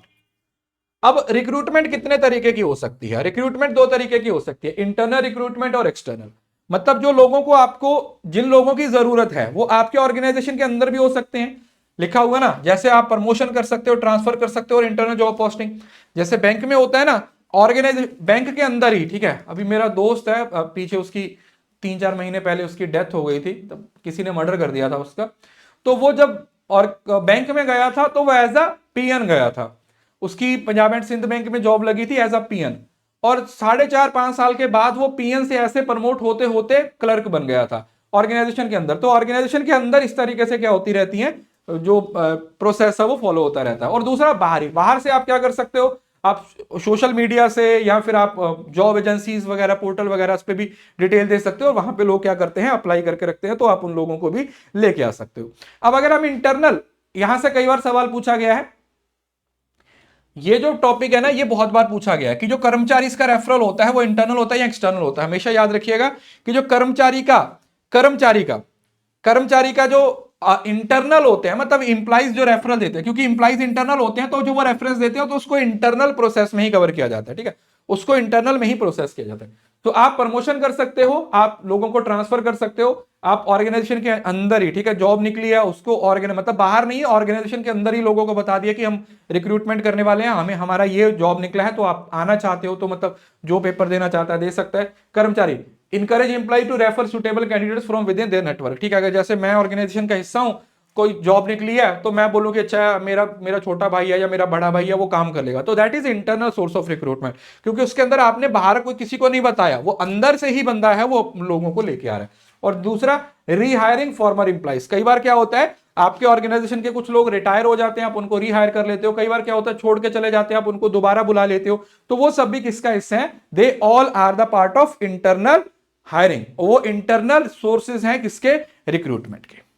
उसके साथ साथ हमारे पास कुछ मेथड्स हो सकते हैं एक्सटर्नल रिक्रूटमेंट के, जिसके अंदर जॉब पोर्टल्स होती हैं, ऑनलाइन जॉब पोर्टल्स होते हैं, ठीक है, जैसे Naukri.com है, लिंक्डइन वगैरह है, इस पे आप क्या कर देते हो, अपना ऑफर निकाल देते हो, लोग आ जाते हैं। दूसरा, इंप्लॉयमेंट एजेंसीज हैं, थर्ड पार्टीज, ठीक है, ये बहुत सारी एजेंसीज होती हैं, जब थर्ड पार्टी को आप बोल देते हो कि हमें इस तरीके के लोगों की जरूरत है, ठीक है, जैसे आप भी तो अपना बायोडेटा किसी जॉब एजेंसी में दे देते हो 2,000 रुपए, 5,000 रुपए में, तो वो 1 साल तक जो भी जॉब्स आती हैं वो आपको उसके बारे में बताते रहते हैं। नेक्स्ट, कैंपस रिक्रूटमेंट, इसमें क्या होता है कि वो सीधा कैंपस में चले जाते हैं, ठीक है, ये फ्रेशर्स के लिए होता है, आपने भी कोई ना कोई जॉब फेयर में इंटरव्यू दी होगी, है ना, आपकी भी हो सकता है कभी कैंपस से रिक्रूटमेंट हुई हो, तो वो हो जाता है। सोशल मीडिया, आजकल हर कंपनी जैसे फेसबुक पे, इंस्टाग्राम से, इसके थ्रू भी कंपनीज क्या करती हैं,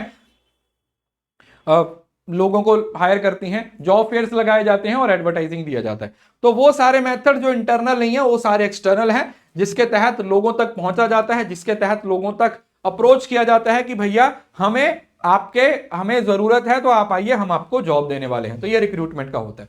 लेकिन रिक्रूटमेंट के दौरान भी आपको बहुत सारी चुनौतियों का सामना करना पड़ता है। जैसे सबसे पहले तो टैलेंट की शॉर्टेज, अभी थोड़ी देर पहले ये पॉइंट पढ़ा, what is the shortage of talent, it is very difficult to find the specific role. अब आपकी जॉब है, उसके लिए एक स्पेसिफिक टाइप का बंदा चाहिए, क्या वो स्पेसिफिक टाइप का बंदा आपको मिलेगा या नहीं मिलेगा, इसकी कोई गारंटी नहीं, there is no guarantee. Employ referral organization के अंदर के लोग जा रेफर करते हैं। दूसरा, जब आप रिक्रूटमेंट करोगे तो देखो, आप लोगों को लेके आओगे, उनके खाने पीने का भी प्रबंध किया जाएगा, बहुत सारी कॉस्ट भी लगती है ना। ऐसे ही तो है नहीं कि रिक्रूटमेंट हो गया और खाली खाते में हो गया, ऐसा नहीं होता, रिक्रूटमेंट के लिए पैसा लगता है, खर्चा होता है। दूसरा, लेंदी प्रोसेस है। अब रिक्रूटमेंट है, उसमें कितने सारे स्टेप्स फॉलो किए जाते हैं, कितने लोग आ रहे हैं, कितने लोग जा रहे हैं, है ना, वो टाइम भी लगेगा, प्रोसेस लेंदी है। दूसरा, कॉम्पिटिटिव प्रेशर, अब candidates experience, positive experience for candidate to maintain employees reputation. अब ऐसा भी नहीं है कि आपकी बहुत अच्छी कंपनी है तो आप बिल्कुल फ्रेशर्स लोगों को लेके आओ, ऐसा ना हो कि आप एक अच्छे काम के लिए रिक्रूटमेंट कर रहे हो और आपने गलत बंदा को सिलेक्ट कर लिया, तो वो ऑर्गेनाइजेशन की ग्रोथ की जगह पर ऑर्गेनाइजेशन को डुबाने में अपना रोल प्ले करने लग जाए, तो वो चीज बहुत इंपॉर्टेंट हो जाती है। देन कॉम्पिटिटिव प्रेशर, अब ये सबसे ज्यादा इंपॉर्टेंट है आज के समय में। क्यों? क्योंकि जहां पर देखो, आज के समय में मैंने हमेशा आपको बताया, जैसे हमेशा यूट्यूब की एग्जांपल देता हूं, यूट्यूब पे आप टीचर देखो, एक टीचर है, वो पहले ए कंपनी पे पढ़ा रहा था, फिर वो बी कंपनी पे चला गया, फिर वो सी कंपनी पे चला गया, फिर वो डी कंपनी पे चला गया। देखा होगा आप लोगों ने, एक ही टीचर है, वो पहले इस कंपनी पे पढ़ा रहा था, आपने सोचा चलो मैं इससे पढ़ता हूं, 2 महीने बाद देखा अरे भैया ये इस पे आ गया, फिर वो 2 महीने बाद किसी और पे चला जाता है। क्यों? क्योंकि टैलेंट तो है, लेकिन अब कंपनी कोई 20-20 हजार उसको ज्यादा ऑफर देते जा रहे हैं, तो वो मूव ऑन होता जा रहा है, उससे उसकी गुडविल खराब होती है, ठीक है, बच्चों पे ट्रस्ट उसका खत्म हो जाता है कि यार ये कल यहाँ पे हमने इसका बैच ले लिया, ये बीच में छोड़ के चला गया तो क्या होगा, तो वो चीज हो जाती है। टैलेंट तो है, लेकिन टैलेंट कम है, और हर कंपनी चाहती है कि ये वाला टैलेंटेड बंदा है या ये वाला टैलेंट है वो हमारे पास आना चाहिए, ये जो टैलेंटेड बंदा है वो अगर हमारे पास रहेगा तो वो हमारी ऑर्गेनाइजेशन की तरक्की के लिए अपना अहम रोल प्ले कर सकता है।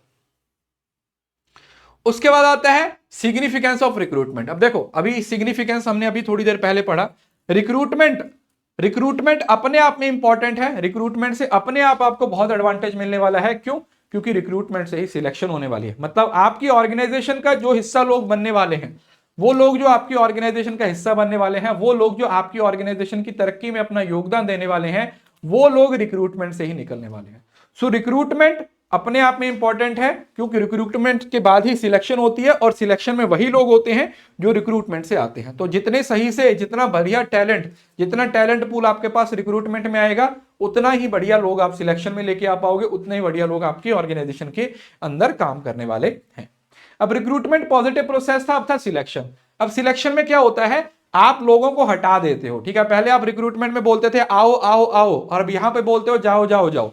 क्योंकि सिलेक्शन में देखो, रिक्रूटमेंट में तो 10,000 लोग आ गए, लेकिन सिलेक्ट कितने करने हैं? 100। तो बाकी जो 9,900 लोग हैं उनको तो हटाना ही पड़ेगा ना। तो सिलेक्शन एक नेगेटिव प्रोसेस होता है। क्यों? क्योंकि इसके अंदर हम उन लोगों को रखते हैं जो हमारे काम के हैं, वो 100 लोग जो हमें चाहिए हम उनको रखेंगे, और बाकी के जो लोग होंगे उनको क्या कर दिया जाएगा? उनको निकाल दिया जाएगा, उनको बोला जाएगा बाय टाटा सी यू, वो चीज। So it is a negative process. So selection is a process of evaluating and choosing the most suitable candidates for a job from a pool of applicants. जो pool of applicants था हमारा recruitment के through, उस recruitment के process के through हम क्या कर रहे हैं? अब लोगों को लेके आ रहे हैं और उसमें से अच्छे लोगों को निकाल रहे हैं, ताकि हमें ऑर्गेनाइजेशन की गुडविल को भी ध्यान में रखना है, हमें ऑर्गेनाइजेशन की ग्रोथ को, है ना, सब चीजों को ध्यान में रखना है। तो वो चीज। उद्देश्य क्या है? सिंपल। सबसे पहले तो आइडेंटिफाई द बेस्ट कैंडिडेट्स। अब रिक्रूटमेंट में देखो, 1000 में से सपोज करो 1000 में से 100 लोगों को रखना है, तो बाकी जो 900 लोग हैं वो तो किसी काम के नहीं है, तो वो 1000 में से ढूंढना अपने आप में एक चैलेंज है, और वो जो बेस्ट होगा उसी को आप लेके आओगे। So that is identify the best candidate. दूसरा, एंश्योर जॉब सक्सेस। और आप ये भी देखते हो, देखो एक जॉब के लिए कई बार तो बहुत जैसे मेरी जो फर्स्ट जॉब लगी थी ना, उसमें 7 प्रोसेस मेथड था। ठीक है, रिटर्न था, ओरल एग्जाम था, एक एमसीक्यू एग्जाम था, एक लिसनिंग वाला टेस्ट था, एक बोलने वाला टेस्ट था, एक ग्रुप डिस्कशन था, एक पैनल इंटरव्यू था, एक फेस टू फेस इंटरव्यू था। तो बहुत ज्यादा निचोड़ के देखते हैं कि ये कौन सा बंदा हमारे काम के लिए होने वाला है, बेसिकली वो चीज। दूसरा, एफिशिएंसी और प्रोडक्टिविटी। जितने बढ़िया लोग आएंगे उतनी आपकी एफिशिएंसी, उतनी प्रोडक्टिविटी बढ़ पाएगी। लागत कम करना। Avoid the cost of poor hiring by careful selecting. अगर आप गलत बंदे को लेके आ गए तो वो तो आपके लिए कॉस्ट है ना, वो आपकी एसेट थोड़ी है। मतलब आप अपनी ऑर्गेनाइजेशन में ऐसे लोगों को लेके आना चाहते हो ना जो आपके लिए एसेट है, जो आपके लिए रिस्पॉन्सिबिलिटी है, जो आपके लिए लाइबिलिटी है, ऐसे लोगों को तो लेके नहीं आना चाहते हैं। तो that is something very important कि रिक्रूटमेंट से ही सब चीजें डिसाइड होती हैं। रिक्रूटमेंट में ही हमें पता चलता है, सॉरी सिलेक्शन में हमें पता चलेगा रिक्रूटमेंट से आए हुए लोगों को। तो उसके लिए हमें सारी चीजों को क्या करना पड़ता है? ध्यान में रखना पड़ता है। तो जो इंपॉर्टेंस है वो तो मैंने आपको बता दिया है। अच्छे लोगों को लेके आना है, वो रिक्रूट में सिलेक्शन के थ्रू ही होता है। तो सिलेक्शन अपने आप में इंपॉर्टेंट है, राइट। अब इसका प्रोसेस पूछ लिया जाता है आपको एग्जाम में। ठीक है, इस पे मैं स्टार लगा दे रहा हूं। इसका प्रोसेस है वो आपको एग्जाम में पूछा जा सकता है, तो इस वजह से इसके प्रोसेस को आपने बिल्कुल भी मिस नहीं करना है। सबसे पहले तो एप्लीकेशन की स्क्रीनिंग, जो वहां से खत्म हुआ था ना, स्क्रीनिंग हुआ था, तो स्क्रीनिंग से शुरू हो रहा है। ठीक है, स्क्रीनिंग हो रही है, मतलब फर्स्ट स्टेज पे आप उनकी स्क्रीनिंग करते हो, और उनका एक प्रीलिमिनरी इंटरव्यू होता है। प्रीलिमिनरी इंटरव्यू का मतलब क्या होता है? सिंपल एक ओवरव्यू टाइप। ठीक है, जैसे मीट एंड ग्रीट जिसको बोल दिया जाता है। ठीक है, प्रीलिमिनरी इंटरव्यू को हम दूसरी भाषा में मीट एंड ग्रीट बोल देते हैं, जिसके अंदर सिर्फ बेसिक सुटेबिलिटी और देखना चाहते हैं कि क्या ये बंदा इंटरेस्टेड भी है जॉब के लिए, क्या इस बंदे को जॉब की एक्चुअली जरूरत भी है या नहीं। उसके बाद फिर हम क्या करते हैं? सिलेक्शन के टेस्ट होते हैं। ठीक है, याद रखिएगा, पहले टेस्ट कंडक्ट होते हैं और उसके बाद इंटरव्यू होती है। टेस्ट में अलग अलग तरीके के टेस्ट होते हैं, जैसे आईक्यू टेस्ट हो सकता है, आपका इमोशनल क्वेश्चन टेस्ट हो सकता है, आपका थीमेटिक एप्रिसिएशन टेस्ट हो सकता है ना, लिसनिंग टेस्ट हो सकता है, आपकी हैंडराइटिंग को चेक किया जा सकता है। तो टेस्ट है वो किसी भी तरीके का हो सकता है। तो टेस्ट कंडक्ट किए जाते हैं। टेस्ट के बाद फिर आपकी इंटरव्यूज होती हैं। अब इंटरव्यू के अंदर क्या होता है? आप इंटरव्यू के अंदर ये देखते हो, चाहे फेस टू फेस इंटरव्यू हो सकती है, वो आपकी इंटरव्यू स्ट्रक्चर्ड भी हो सकती है, वो आपकी अनस्ट्रक्चर्ड इंटरव्यू भी हो सकती है, वो किसी भी तरीके की इंटरव्यू हो सकती है। इट कैन बी एनीथिंग, वो किसी भी तरीके की इंटरव्यू है वो हो सकती है। उसके बाद फिर अगर आप इंटरव्यू में आपने देख लिया कि ये बंदों को रखना है, तो उसके बाद फिर आप क्या करते हो? उनका बैकग्राउंड चेक करते हो। मतलब आपने एक बंदे को सिलेक्ट कर लिया, तो अब आप उसका बैकग्राउंड चेक करोगे, मतलब उसके पास्ट, उसके जो रेफरेंस दिए हुए हैं उनको कॉल करोगे, देखोगे ऐसा तो नहीं है कि पीछे किसी कंपनी से निकाला है क्योंकि वहां पे कोई कत्ल वतल करके आया हुआ है, तो ऐसा नहीं होना चाहिए। तो बैकग्राउंड चेक के अंदर क्या होता है, बैकग्राउंड चेक के अंदर हम ये वेरीफाई करते हैं कि वो सच में उसने ये काम किया हुआ है, भैया उसके सर्टिफिकेट असली हैं या नहीं है, क्योंकि अब उसको जॉब देने वाले हो तो उसका बैकग्राउंड चेक है वो बहुत ज्यादा इंपॉर्टेंट हो जाता है, जिसको रेफरेंस चेक बोला जाता है। उसके बाद फिर आप उसका मेडिकल एग्जामिनेशन, ये ज्यादातर कंपनीज में नहीं होता है, स्पेसिफिकली वो कुछ ऐसी जॉब्स हैं जहां पर आपके कुछ स्पेशल फिजिकल एबिलिटीज की जरूरत होती है, वहां पर ये चेक है वो ज्यादातर किया जाता है, मतलब ये एक फॉर्मेलिटी ही होती है, मतलब मोस्ट ऑफ द केसेस में, 90% केसेस में तो फॉर्मेलिटी होती है। 10% केसेस में जैसे कहीं पर आपको प्रॉपर नजर आना चाहिए, जैसे आर्मी में आपको कितना नजर आना चाहिए, आपकी चेस्ट कितनी होनी चाहिए, आपकी हाइट कितनी होनी चाहिए, ये सब चीजें हैं वो मेडिकल में ज्यादातर आपको ये डिफेंस लाइन में आर्मी वगैरह में देखने को मिलती है। और उसके बाद फिर आप क्या करते हो, आप उसको ऑफर लेटर दे देते हो, ऑफर लेटर दे देते हो कि भैया हमने आपको सिलेक्ट कर लिया है। अब ऑफर लेटर वो सिलेक्ट करे या नहीं करे ये भी डिपेंड करता है। कई बार क्या होता है कुछ लोग ज्वाइन ही नहीं करते हैं, ठीक है, क्योंकि उनको कोई और अच्छी जॉब मिल जाती है, या उनको लगता है कि नहीं नहीं मुझे यहां पर ज्वाइन नहीं करना है। जॉब ऑफर लेटर जब वो एक्सेप्ट कर लेते हैं तो फिर आप उनकी ऑनबोर्डिंग करते हो, ठीक है। ऑफर लेटर देना का मतलब जॉब देना नहीं हुआ, मतलब आपने जॉब दे दिया लेकिन मतलब समझ रहे हो ना, ऑफर लेटर मतलब आपने इनवाइट कर दिया, वो बंदा अगर ज्वाइन नहीं करता है तो उसकी सिलेक्शन नहीं है, उसकी सिलेक्शन तब होगी जब वो ऑफर लेटर को एक्सेप्ट करेगा, उसके साइन करेगा और फिर आपकी जॉब को ज्वाइन करेगा, तो वो वहां पर आके आ जाता है, कहां पर लिखा हुआ है ना, नियुक्ति, हायरिंग एंड ऑनबोर्डिंग। ऑनबोर्डिंग का मतलब क्या हुआ कि अब वो आपकी ऑर्गेनाइजेशन के अंदर आ रहा है, वो आपकी ऑर्गेनाइजेशन का हिस्सा बन गया है, वो ऑर्गेनाइजेशन के अंदर काम कर रहा है। क्या कर रहा है, ऑर्गेनाइजेशन के लिए वो काम कर रहा है। So that is hiring and onboarding, ठीक है, कि भाई उसने भी आपने उसको जॉब ऑफर कर दी और उसने भी जॉब को क्या कर दिया, एक्सेप्ट कर दिया है, उसने भी साइन करके दे दिया है कि ठीक है मैं आपकी जॉब को एक्सेप्ट करता हूं, मुझे ये जॉब है वो चाहिए, राइट।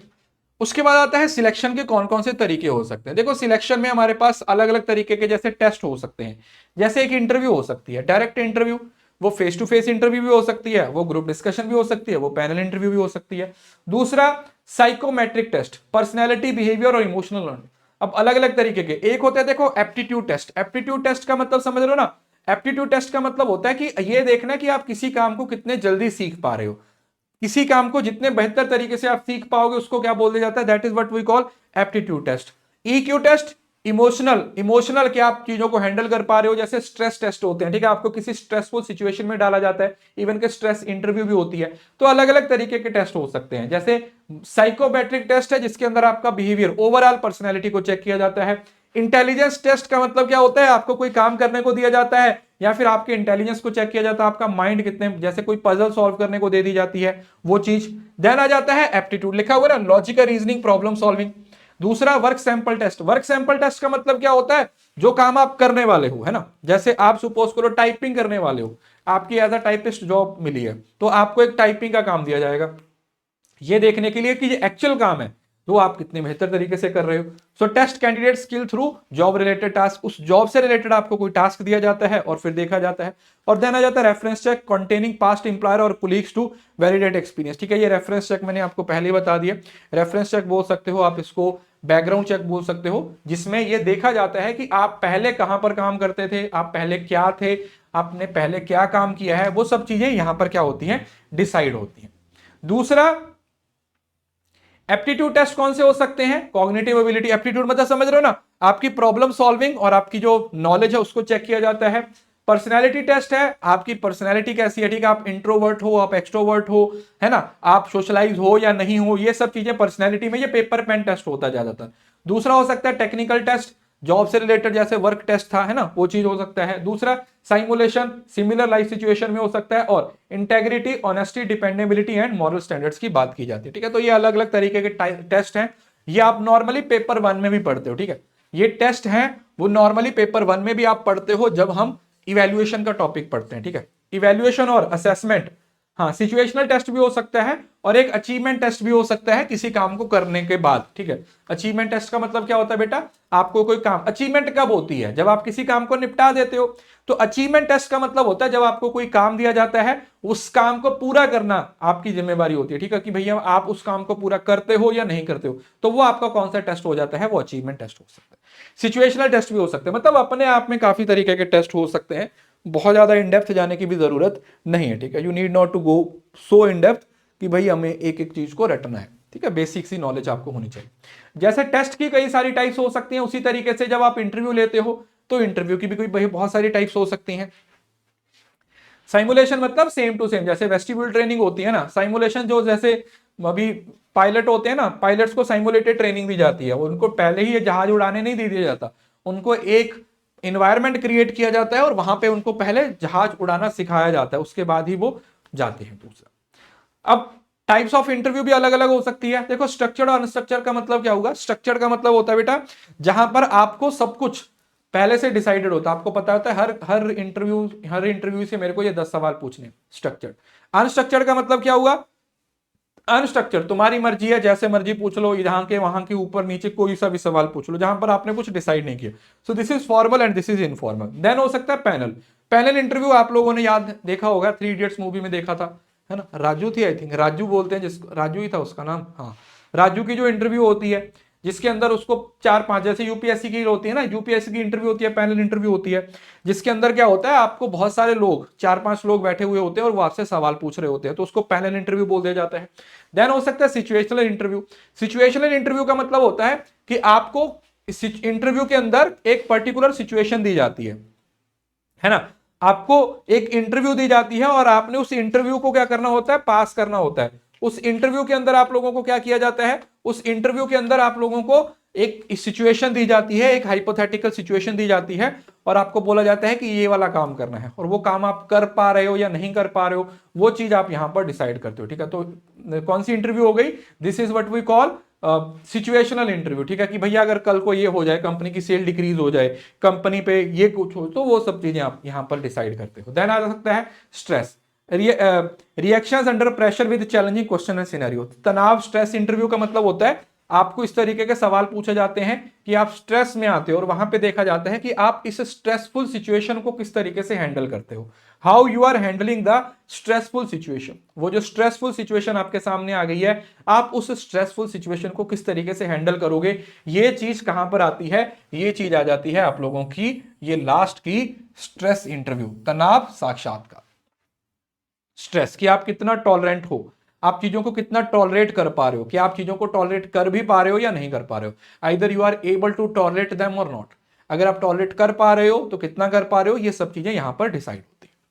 ठीक है, अब जब हम सिलेक्शन करते हैं तो हमारे पास प्रॉब्लम सेम वही, कॉस्ट ज्यादा होती है, प्रोसेस लेंदी होता है।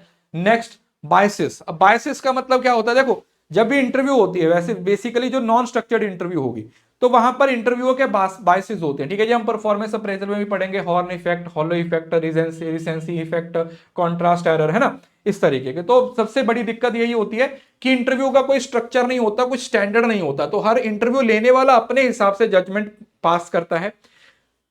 दूसरा, इंपैक्ट ऑफ पुअर सिलेक्शन, और क्योंकि देखो सिलेक्ट हुए बंदे सर स्ट्रेसफुल सिचुएशन में, स्ट्रेस का मतलब तो आपको स्ट्रेसफुल सिचुएशन में डालना। देखो सिचुएशन कोई भी हो सकती है, सिचुएशन में तो आपको कोई नॉर्मल सिचुएशन भी हो सकती है, आपको बोल दिया जाएगा कि अच्छा कंपनी में अगर हमने ऑडिट नहीं किया है तो क्या करना चाहिए, और स्ट्रेसफुल सिचुएशन में आपको एक्चुअली में स्ट्रेस दिया जाएगा, आपको एक क्रिटिकल सिचुएशन दी जाएगी। देखो है दोनों सिचुएशनल ही, फर्क ये है कि सिचुएशन कुछ भी हो सकती है, स्ट्रेसफुल में एक्चुअली में आपको स्ट्रेस वाली ही सिचुएशन दी जाएगी। चयन का मतलब इंपॉर्टेंस, क्योंकि अगर यहां से ही जो जिन लोगों को आप लेके जाओगे वही लोग हैं वो आपकी ऑर्गेनाइजेशन में अब लंबे समय तक काम करने वाले हैं, तो इस वजह से रिक्रूटमेंट के साथ साथ सिलेक्शन भी अपने आप में क्या हो जाता है, बहुत इंपॉर्टेंट हो जाता है। उसके बाद हमारे पास आता है ट्रेनिंग एंड डेवलपमेंट। देखो ट्रेनिंग एंड डेवलपमेंट दोनों ही बहुत इंपॉर्टेंट होते हैं। ट्रेनिंग का पर्पस होता है आपकी करंट जॉब की परफॉर्मेंस को बढ़ाना, है ना। ट्रेनिंग का उद्देश्य क्या होता है, ट्रेनिंग का पर्पस क्या होता है बेटा, ट्रेनिंग का पर्पस होता है आपकी जो करंट जॉब, अभी जो जॉब परफॉर्म कर रहे हो उसको बेहतर तरीके से परफॉर्म कर पाए, तो उसके लिए आप लोगों को क्या किया जाता है, गाइड किया जाता है। ठीक है,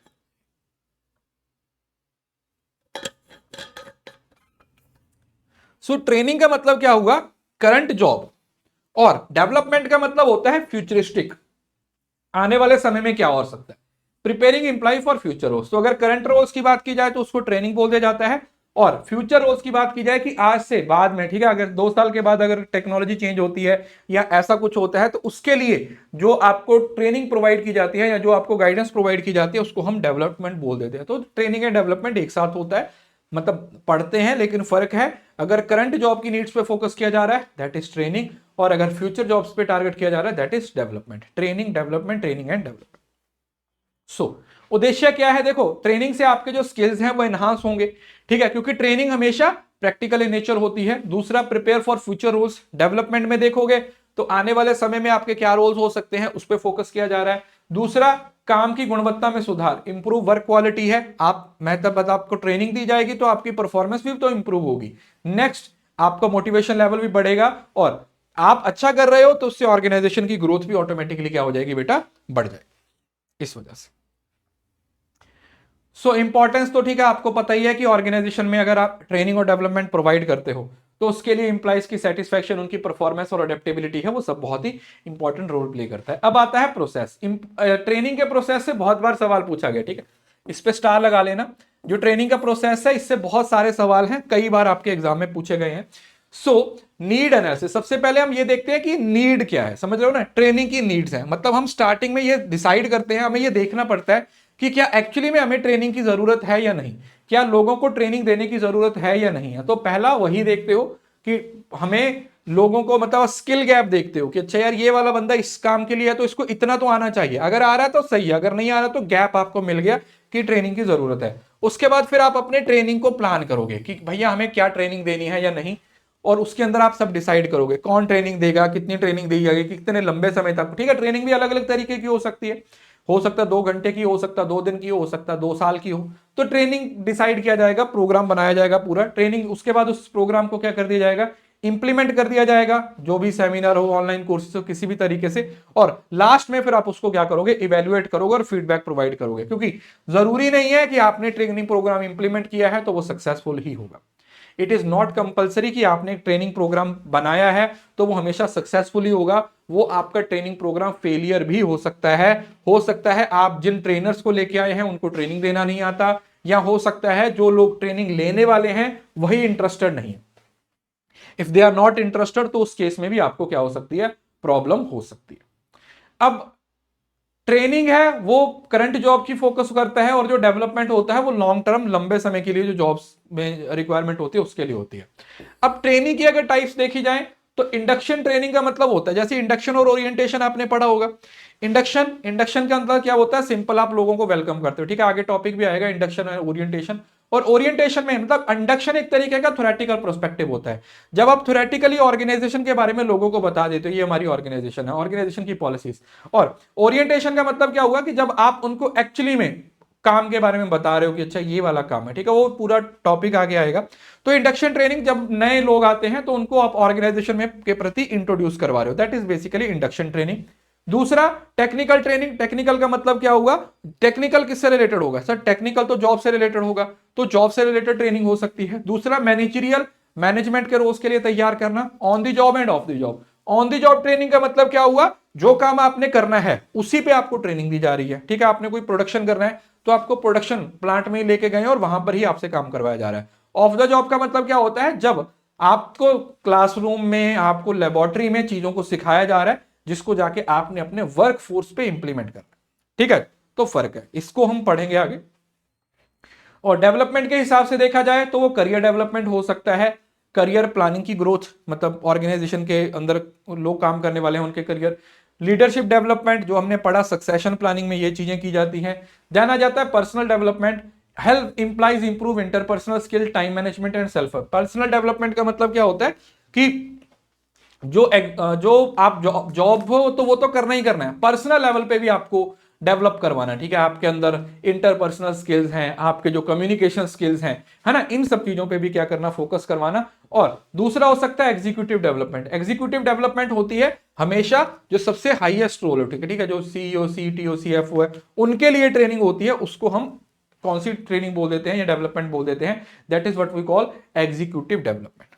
उसको हम कौन सी डेवलपमेंट बोल देते हैं बेटा?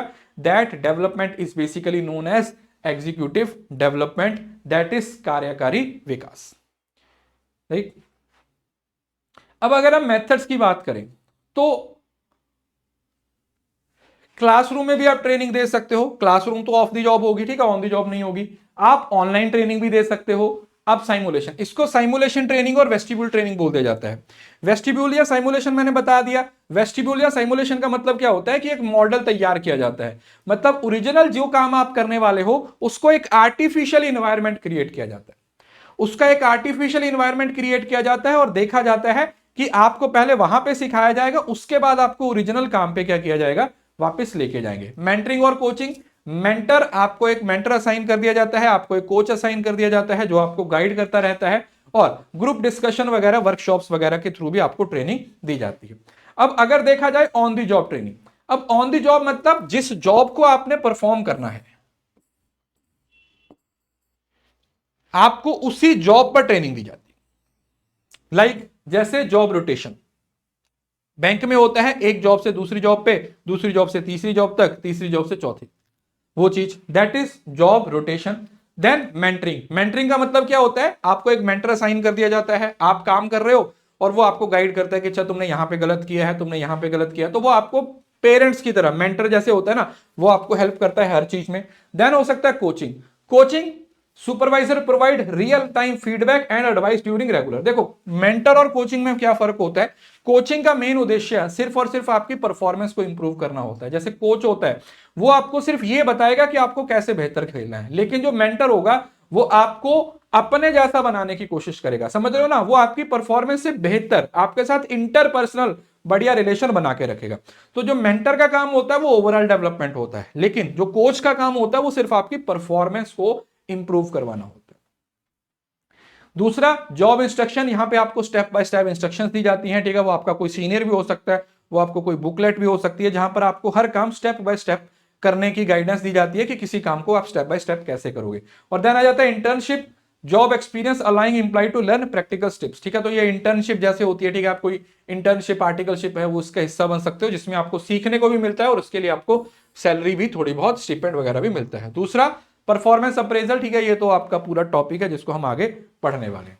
अब ये तो थी ऑन दी जॉब। अब ऑफ दी जॉब में क्या क्या हो सकता है, क्लासरूम ट्रेनिंग, आपको क्लासरूम में लेक्चर दिए जा सकते हैं, जो काम आप करने वाले हो, ठीक है, मतलब जो प्रैक्टिकल काम आप करने वाले हो उसकी थ्योरेटिकल नॉलेज प्रोवाइड की जा सकती है। साइमुलेशन ट्रेनिंग, ये भी आपको बताया।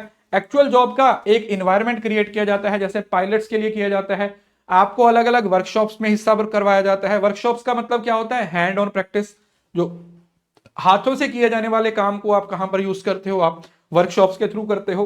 देन कॉन्फ्रेंस और सेमिनार, अलग अलग तरीके के कॉन्फ्रेंसेस, अलग अलग तरीके के सेमिनार्स में हिस्सा हो सकते हैं। आपको पढ़ने के लिए कोई केस स्टडी दी जा सकती है। आपको रोल प्लेइंग, रोल प्लेइंग का मतलब समझ रहे हो ना, ये रोल प्लेइंग का मतलब होता है कि अलग अलग बंदे को अलग अलग तरीके का रोल दिया जाता है, जैसे स्कूल टाइम पे आप प्ले करते थे ना, तो वही चीज होती है। जिससे क्या हो जाता है, जिससे लोग ऑन क्या करते हैं, आपस में एक दूसरे के साथ इंटरपर्सनल जो स्किल्स होते हैं उसको इंप्रूव कर पाते हैं, ठीक है जी, वो चीज हो गया। अब इसकी क्या क्या चुनौतियां हो सकती हैं, सबसे पहले तो ट्रेनिंग के लिए आपको बहुत सारे पैसे और टाइम की जरूरत होती है। सो ट्रेनिंग देने के लिए देखो, लोगों को हायर करोगे ट्रेनिंग की नीड्स के हिसाब से, तो पैसा तो लगेगा। दूसरा समय, ट्रेनिंग है भाई 1 महीने की, 2 महीने की, 6 महीने की भी हो सकती है। नेक्स्ट इवेल्युएटिंग इंपैक्ट, अब कई बार ऐसा होता है कि आपने ट्रेनिंग प्रोवाइड कर दी, कुछ इंपैक्ट ही नहीं हुआ, तो फिर आपका सारा टाइम, सब पैसा आपका क्या हो गया, बर्बाद हो गया। Then selection appropriate method, choosing the right training method to meet diverse need.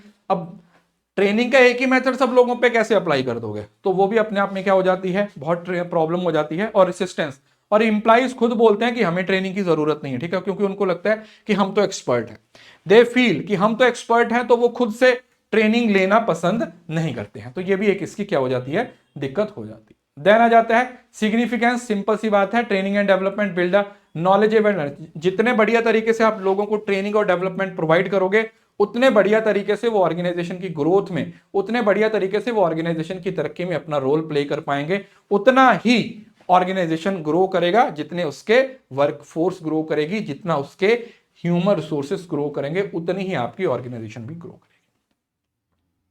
ठीक है जी, क्लियर है। आज यहां तक ही पढ़ेंगे, ठीक है। आधा पोर्शन हो गया है, इसके बाद सक्सेशन प्लानिंग वगैरह, जो ट्रेड यूनियन वगैरह, परफॉर्मेंस अप्रेजल, ठीक है, कुछ छोटे छोटे टॉपिक रह गए हैं, उसको परसों पढ़ेंगे, ठीक है। कल रिसर्च की क्लास होगी, ऐसे सुबह 9:15 9:30 बजे ही की आपकी क्लास हुआ करेगी। मतलब वैसे रिवीजन हर रोज चलेगी, एक क्लास डेली होगी, बस ये है कि एक दिन पेपर 1 की होगी और एक दिन पेपर 2 की होगी। और जो आपका फुल कोर्स है उसकी अभी आज पेपर 2 की क्लास 11:30 बजे होगी, ठीक है। उसका मैं टाइम आपको एक बार कंफर्म कर देता हूं। और जो पेपर 1 का जो आपका पोर्शन है वो शाम को 4:15 बजे हुआ करेगा, ठीक है। वो एग्जैक्ट मैं आपको सारा एक बार टेलीग्राम पे बता दूंगा। सुबह रिवीजन क्लास चलेगी, इसके बाद 11:30 बजे पेपर 2 की क्लास होगी फुल कोर्स, और शाम को 4:15 बजे पेपर 1 की क्लास, जो हम पीपल और इन्वायरमेंट बीच में रह गया था हमारा, उसको वहीं से हम पॉल्यूशन के नेक्स्ट टॉपिक से कंटिन्यू करेंगे, ठीक है जी। ये आप अच्छे से इसको पढ़ते रहिए, रिवाइज करते रहिए। और इस कोर्स के अंदर मैंने आपको बताया है एमसीक्यू के लिए 1.0 और 2.0 बहुत सारे कोर्सेज हैं, तो आप अपना टाइम वेस्ट मत कीजिए। जिन्होंने सिर्फ रिवीजन कोर्स लिया हुआ है, 1.0 की क्लासेस को भी देखिए, 2.0 की क्लासेस को भी देखिए, जिससे कि आपको आपका टाइम यूज हो जाएगा, टाइम यूटिलाइज हो जाएगा, ठीक है, इस वजह से। हाँ हाँ, पीडीएफ मिल जाएगी, टेंशन मत लीजिए, पीडीएफ मिल जाएगी, क्यों टेंशन ले रहे हो, मिल जाएगी। अभी 11:30 बजे मिलेंगे पेपर 2 की क्लास के साथ, ठीक है। पेपर 2 बैंकिंग हमने शुरू किया हुआ है, तो उसको खत्म करेंगे, मतलब उसकी नेक्स्ट टॉपिक, ठीक है। चल ठीक है बेटा, thank you so much, bye bye, take care.